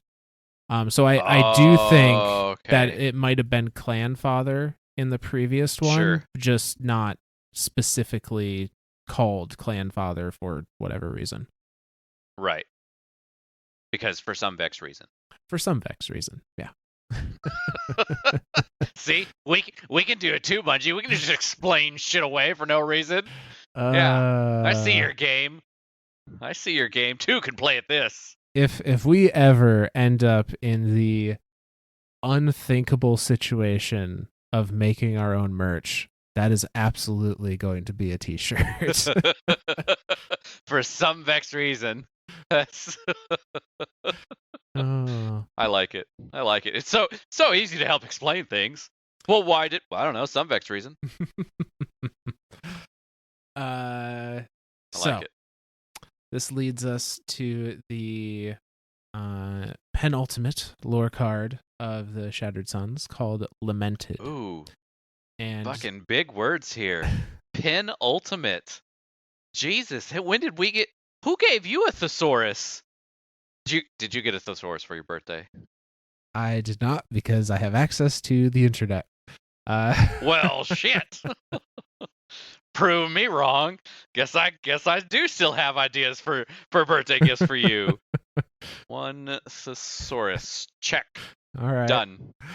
So this go well is with the your cookbook. Lamented card. And it starts as a conversation between Rhulk and the witness. And then it's kind of the witness giving commentary during the memory. So I'll try and be clear about who's saying what. Convey what the hell is going on. Right. So Rhulk says, "I should have died." The witness, "And yet it was there in the darkness of the abyss that you became truly alive." Memory.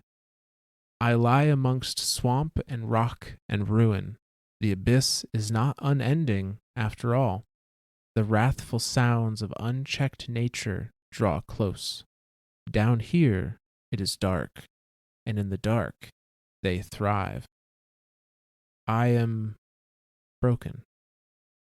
Witness. "And now you are unbroken." Memory. "I am unbroken.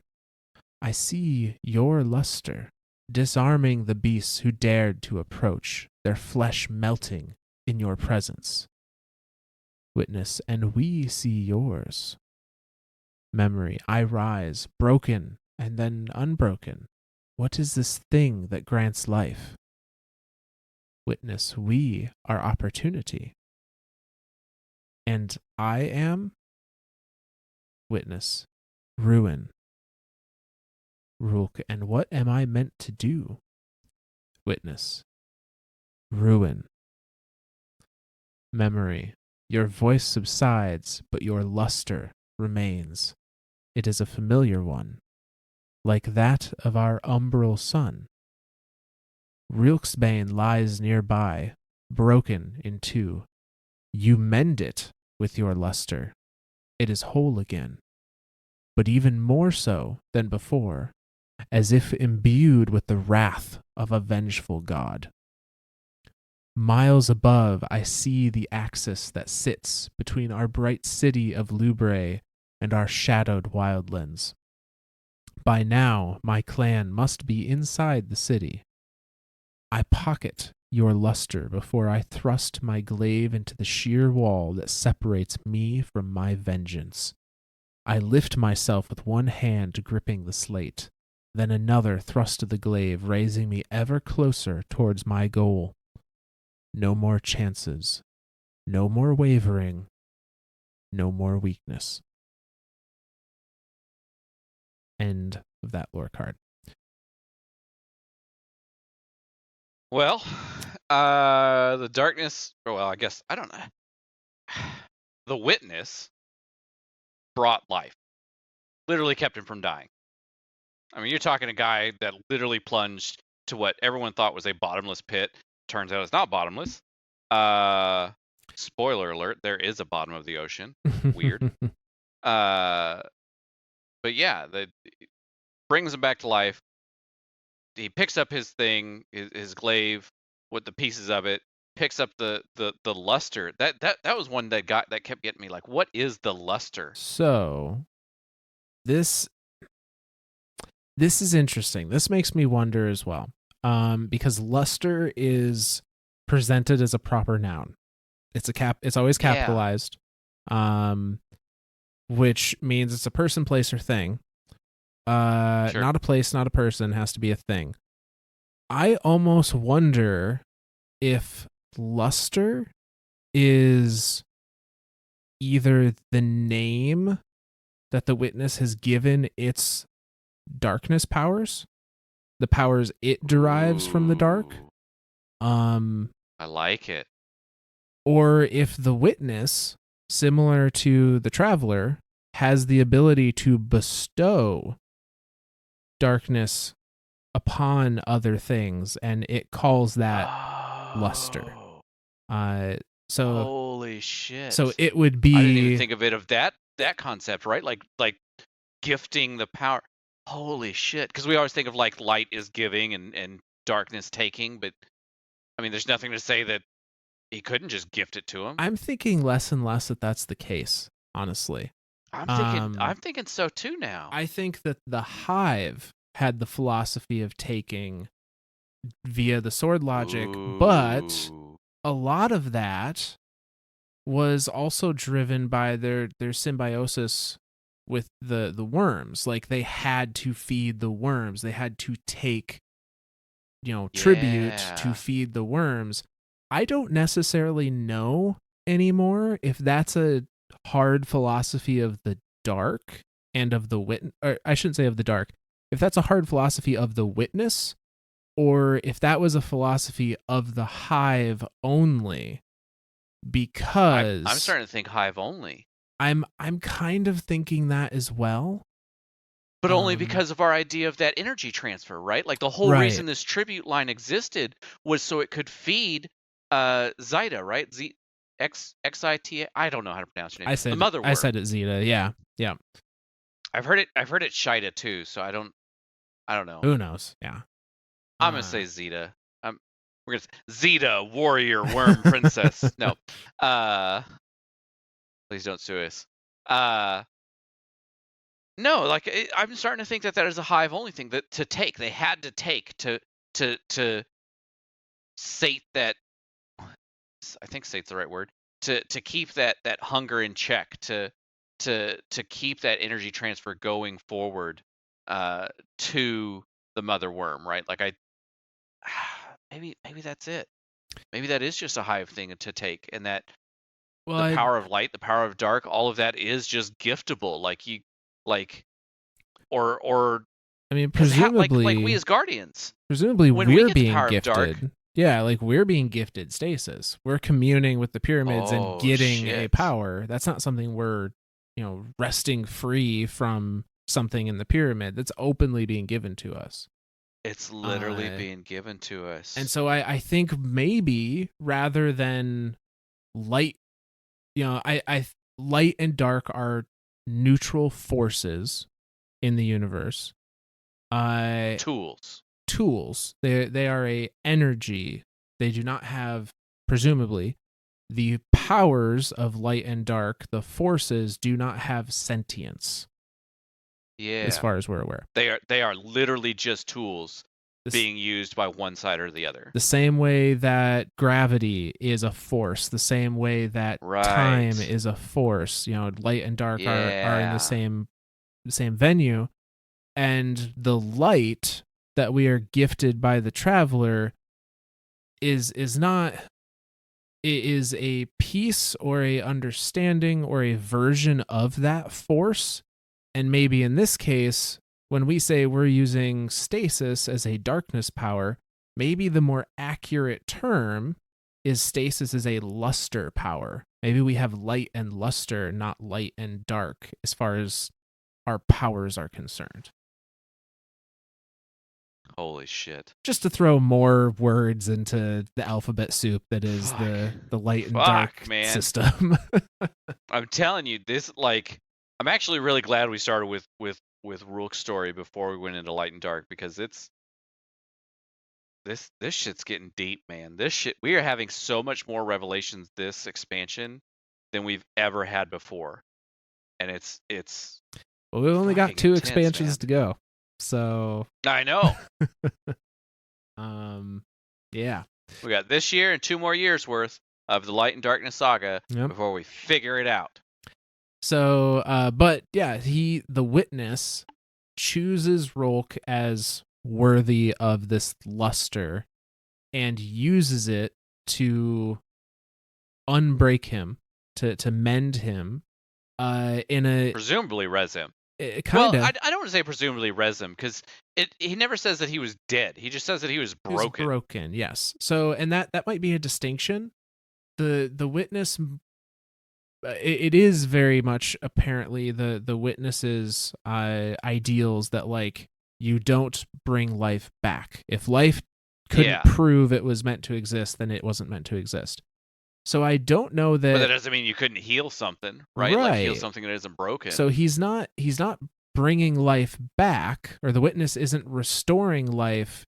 He is just giving the life that already exists an advantage and seeing if it can, use that new tool to continue existing. That's kind of all right. That's kind of like I'm gonna make my own rules thing. Oh yeah. Right? Like that's absolutely like two kids playing a game, and one of them just said, "Oh, well, you can't do that," and the other one's like, "I totally can. I just made that rule up." And it's just a made up game anyway. Oh my god. I mean, to play devil's advocate, the witness is just a 5-year-old. That's all it is. I mean, they're just playing the flower game. That's all they've ever been doing. Oh shit. But to play devil's advocate, if we want to try and justify this from the witness's point of view, they could just make the argument that, this is a force of the universe that is at the disposal of everybody in the universe, so long as they know how to tap into and use it. All I have done is reveal it to this one being, and it's up to them to make with it as they will. To use it how they want. I mean, shit, that's literally what we do with stasis. Mm-hmm. Darkness, the pyramids reveal darkness to us, and we just kind of start freezing shit. Like, it never directly shows us stasis. It just says, here's a darkness power, and that's what we start doing is stasis. Oh my god. We don't even necessarily, we're influenced, because Elsie, the Exo Stranger, is the one that comes to us and is like, hey, this is stasis, this is how it works. So we are never in a situation where we have to figure it out or form it ourselves. We're told from the get-go, like, no, this is how you're going to use it. Interesting. And only because the Elsie tells us that. Yeah, because that's how it worked in her timeline, and so she brings all of that knowledge with her to our timeline, and like, she's the vendor that we learn new stasis abilities from. Like, the new aspects, the new and new ways to control it. Holy shit. So I guess teaser number 2 for the Light and Dark series. But so Rhulk has been gifted with luster, which I presume to be darkness powers. Sure. And he uses that to become unbroken, similarly to how Marco in the Sparrow lore card is, literally broken into pieces, and those vines start trying to rebuild him.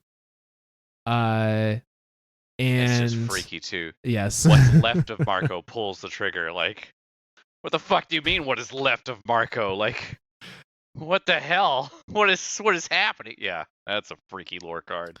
But Rhulk mends his glaive, Rhulk's Bane, and he uses it to with the same power. With the same power, with the luster. Yeah. It's not like he just like ties. He doesn't like, wrap it back together with a couple of sticks and twigs and some vines and shit. No, he literally uses darkness to reform it and reshape it, and to reshape. I just had an aha moment. Yeah. Yeah, I can kind of see where that aha moment might be going. Okay. All right. Go ahead. Oh, if we're thinking the same I, thing here, I got lost in my aha moment. Go ahead. so and he does say that Rhulk's bane lies nearby, broken in two. You mend it with your luster. It is whole again, but even more so than before. It is imbued with the wrath of a vengeful god. So like, Fuck, he gave it enhanced perks. Yep. He gave it. He just slapped some ascendant alloy in there and said, "Good as new." Where the fuck is he getting all this ascendant alloy from? He's ran the story Goddamn missions drop a rates lot. are fucking crazy. That's what I'm saying. He's just grinding shit. This asshole. Shit. Witness is a Destiny streamer, confirmed. Confirmed. No, Rhulk.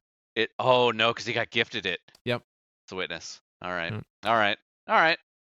Rhulk or Witness is Destiny streamer, confirmed. Ikora is PC cheater, confirmed. Yep. Okay. Yep. We're good. We're good.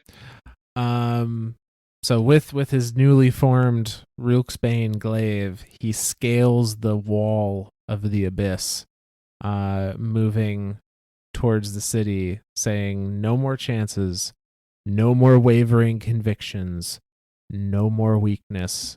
He's gonna do what he's gonna do."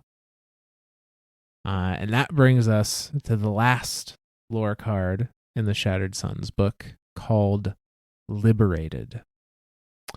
And it goes as such.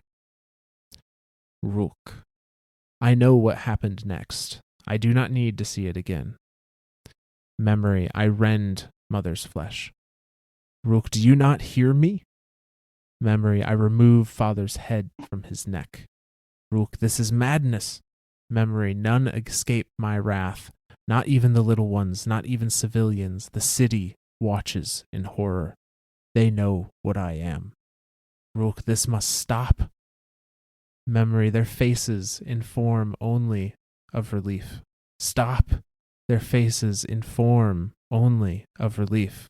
I command you. Their faces inform only of relief. The Saphiric sun implodes. Please. Lubre is cracking. Lubre is shattering. Lubre is upending. What have I done? I can't. Your luster, my glaive. The witness, relive it. Rhulk, no. Memory, they've turned against me, my regime. They've perished by my hand, my clan. They call me a monster. They put me in a cage. They seek my execution. But your luster, I see it even though they took you from me. You guide my hand. You free me of these chains. You find me again. You return to me my glaive, no longer Rhulk's Bane, serving only one final purpose, Lubre's ruin. A shattered sky, a planet convulsing, our existence upended. Their folly was their intended salvation, siphoning light from the Saphiric sun itself. I use your luster, turn their technology against them like a backfired pistol. After serving them, protecting them, fighting for them, suffering for them. A shattered sky, a planet convulsing, tearing apart. One Lubraean remains, me. But not for long. What have I done? I stare into the abyss. It has opened, truly opened this time, to show me what lies beneath. Death. I drop your luster. I drop Lubre's ruin. I let myself fall in. And then I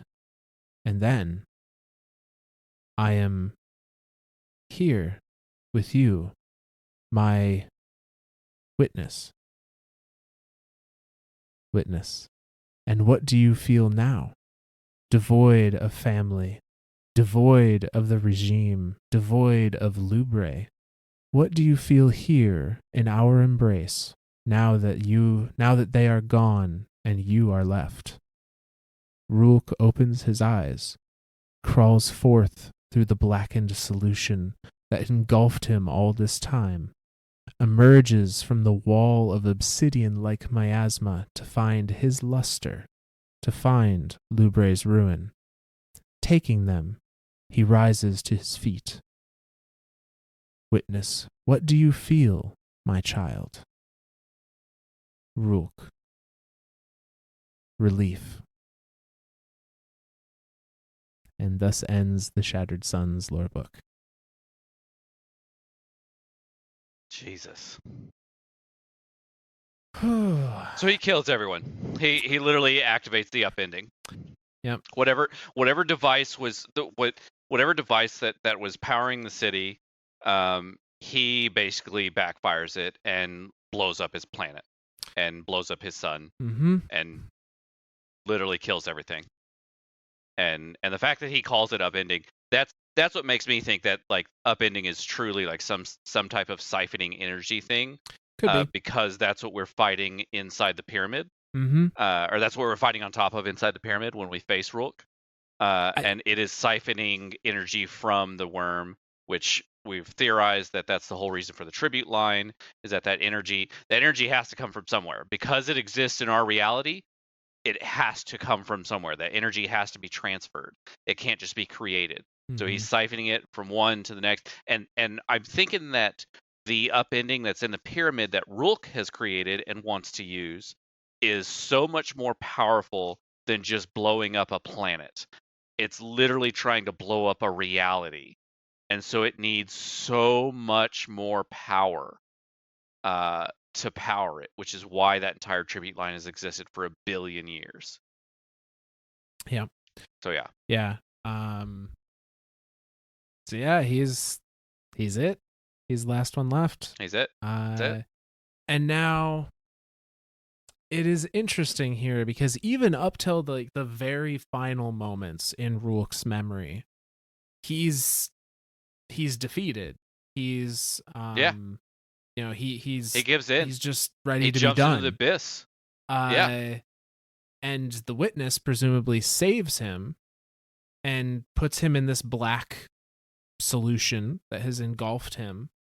And now, suddenly, when he comes out of it, he's subservient to the witness. He says that he feels only relief for the end of his world, which I don't think is all Rhulk. Like, I definitely think Witness did some tampering, like, oh sure, to make him, subservient. Maybe not even to make him subservient per se, or well, yes, but not in like a brainwashy way necessarily.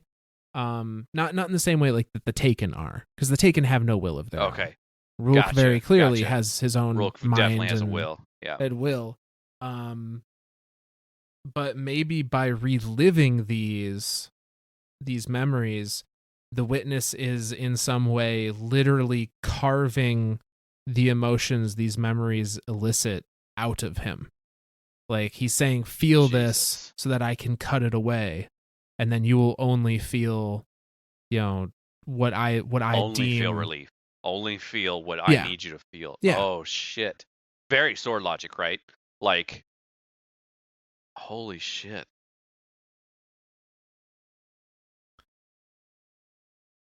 So, and dude, this shit is fucking deep. It's nuts. And the other comparison that we can draw, or that we can make to what happened with Rhulk, is the same situation that happened with that Rhulk kind of caused to happen with I forget the name of the species, The Anshid or Ashlid, Ashlet, I something guess. like that. But yeah, with I think so. Un being the last Yeah. one Yep. of Yep. that species after nuclear fallout. Yeah.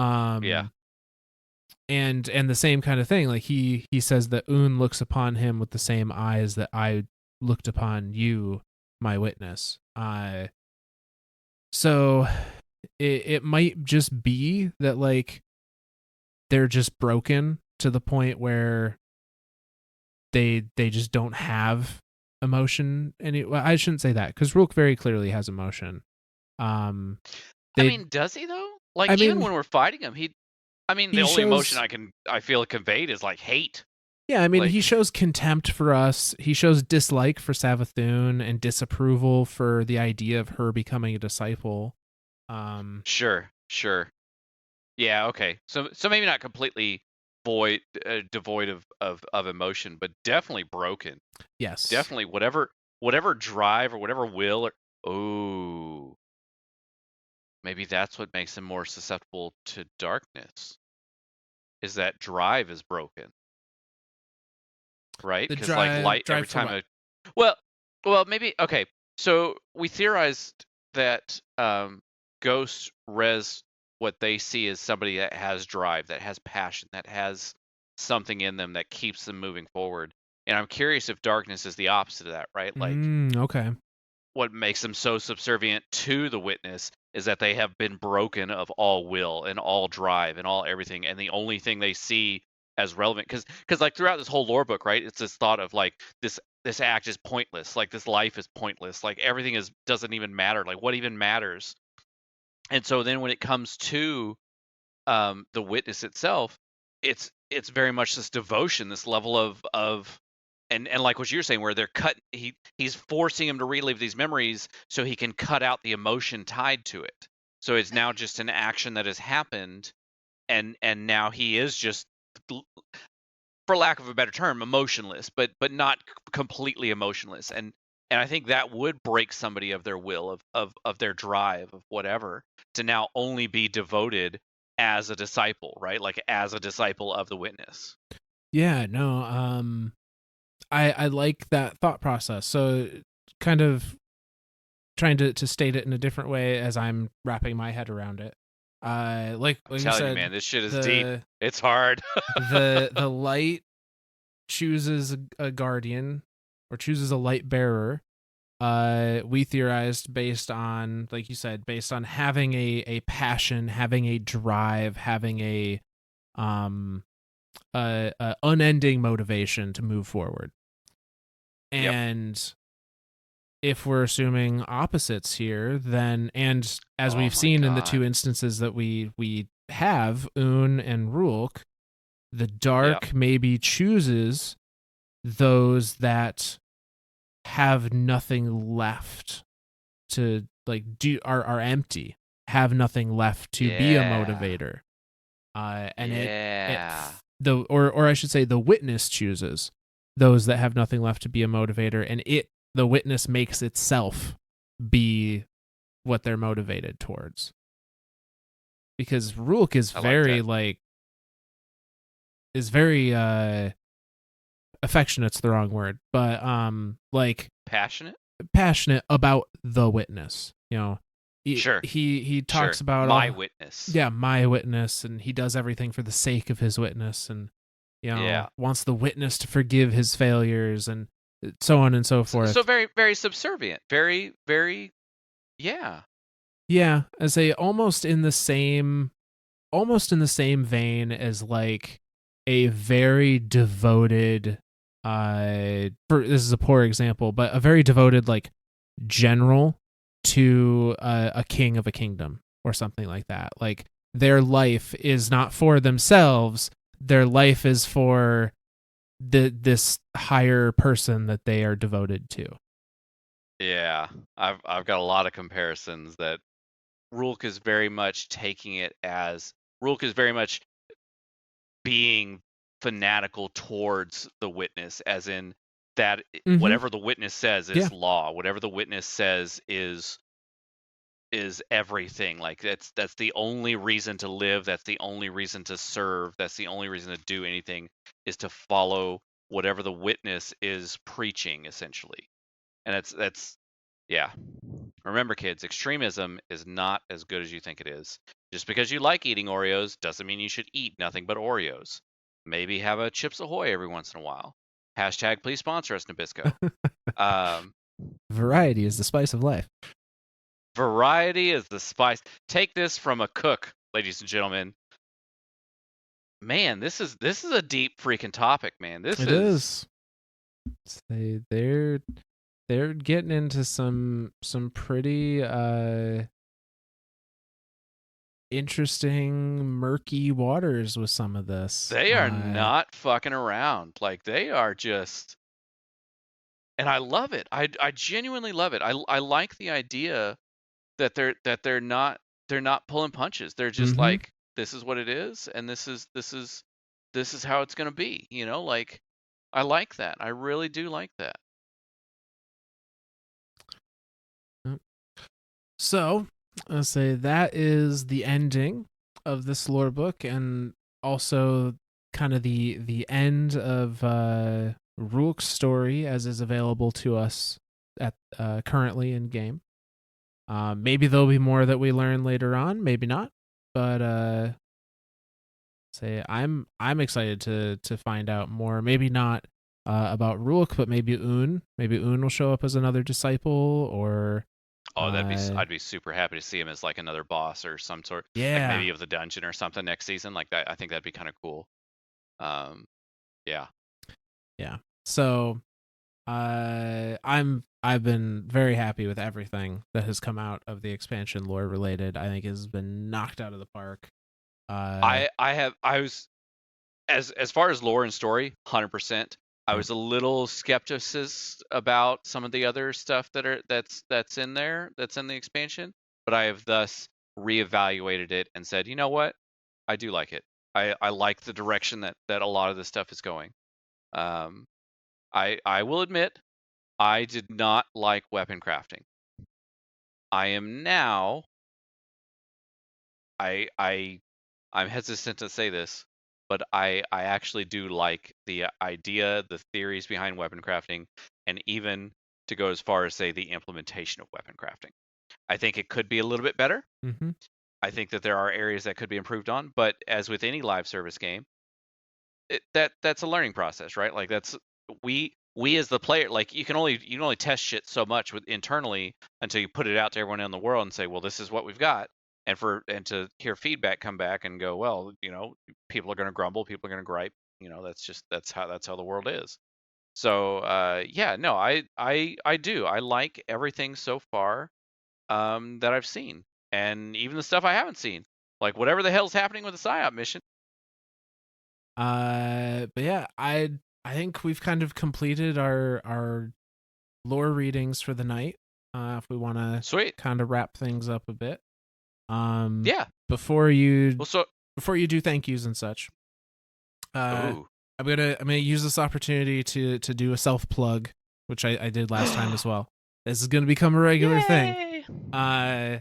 So for those that don't already know, we're dipping our toe into the social media game a little bit.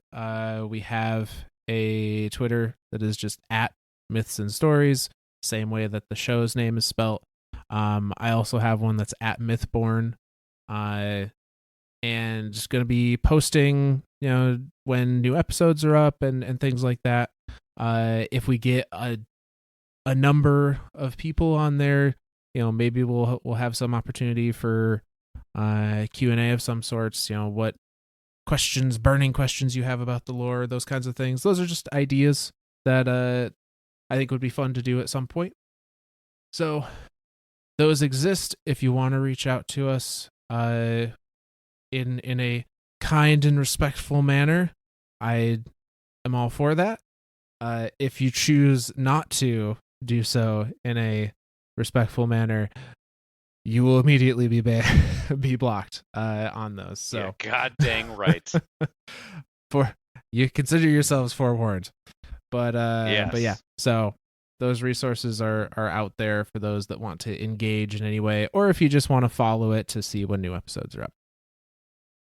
Yep. Alrighty. Well, let's see here. I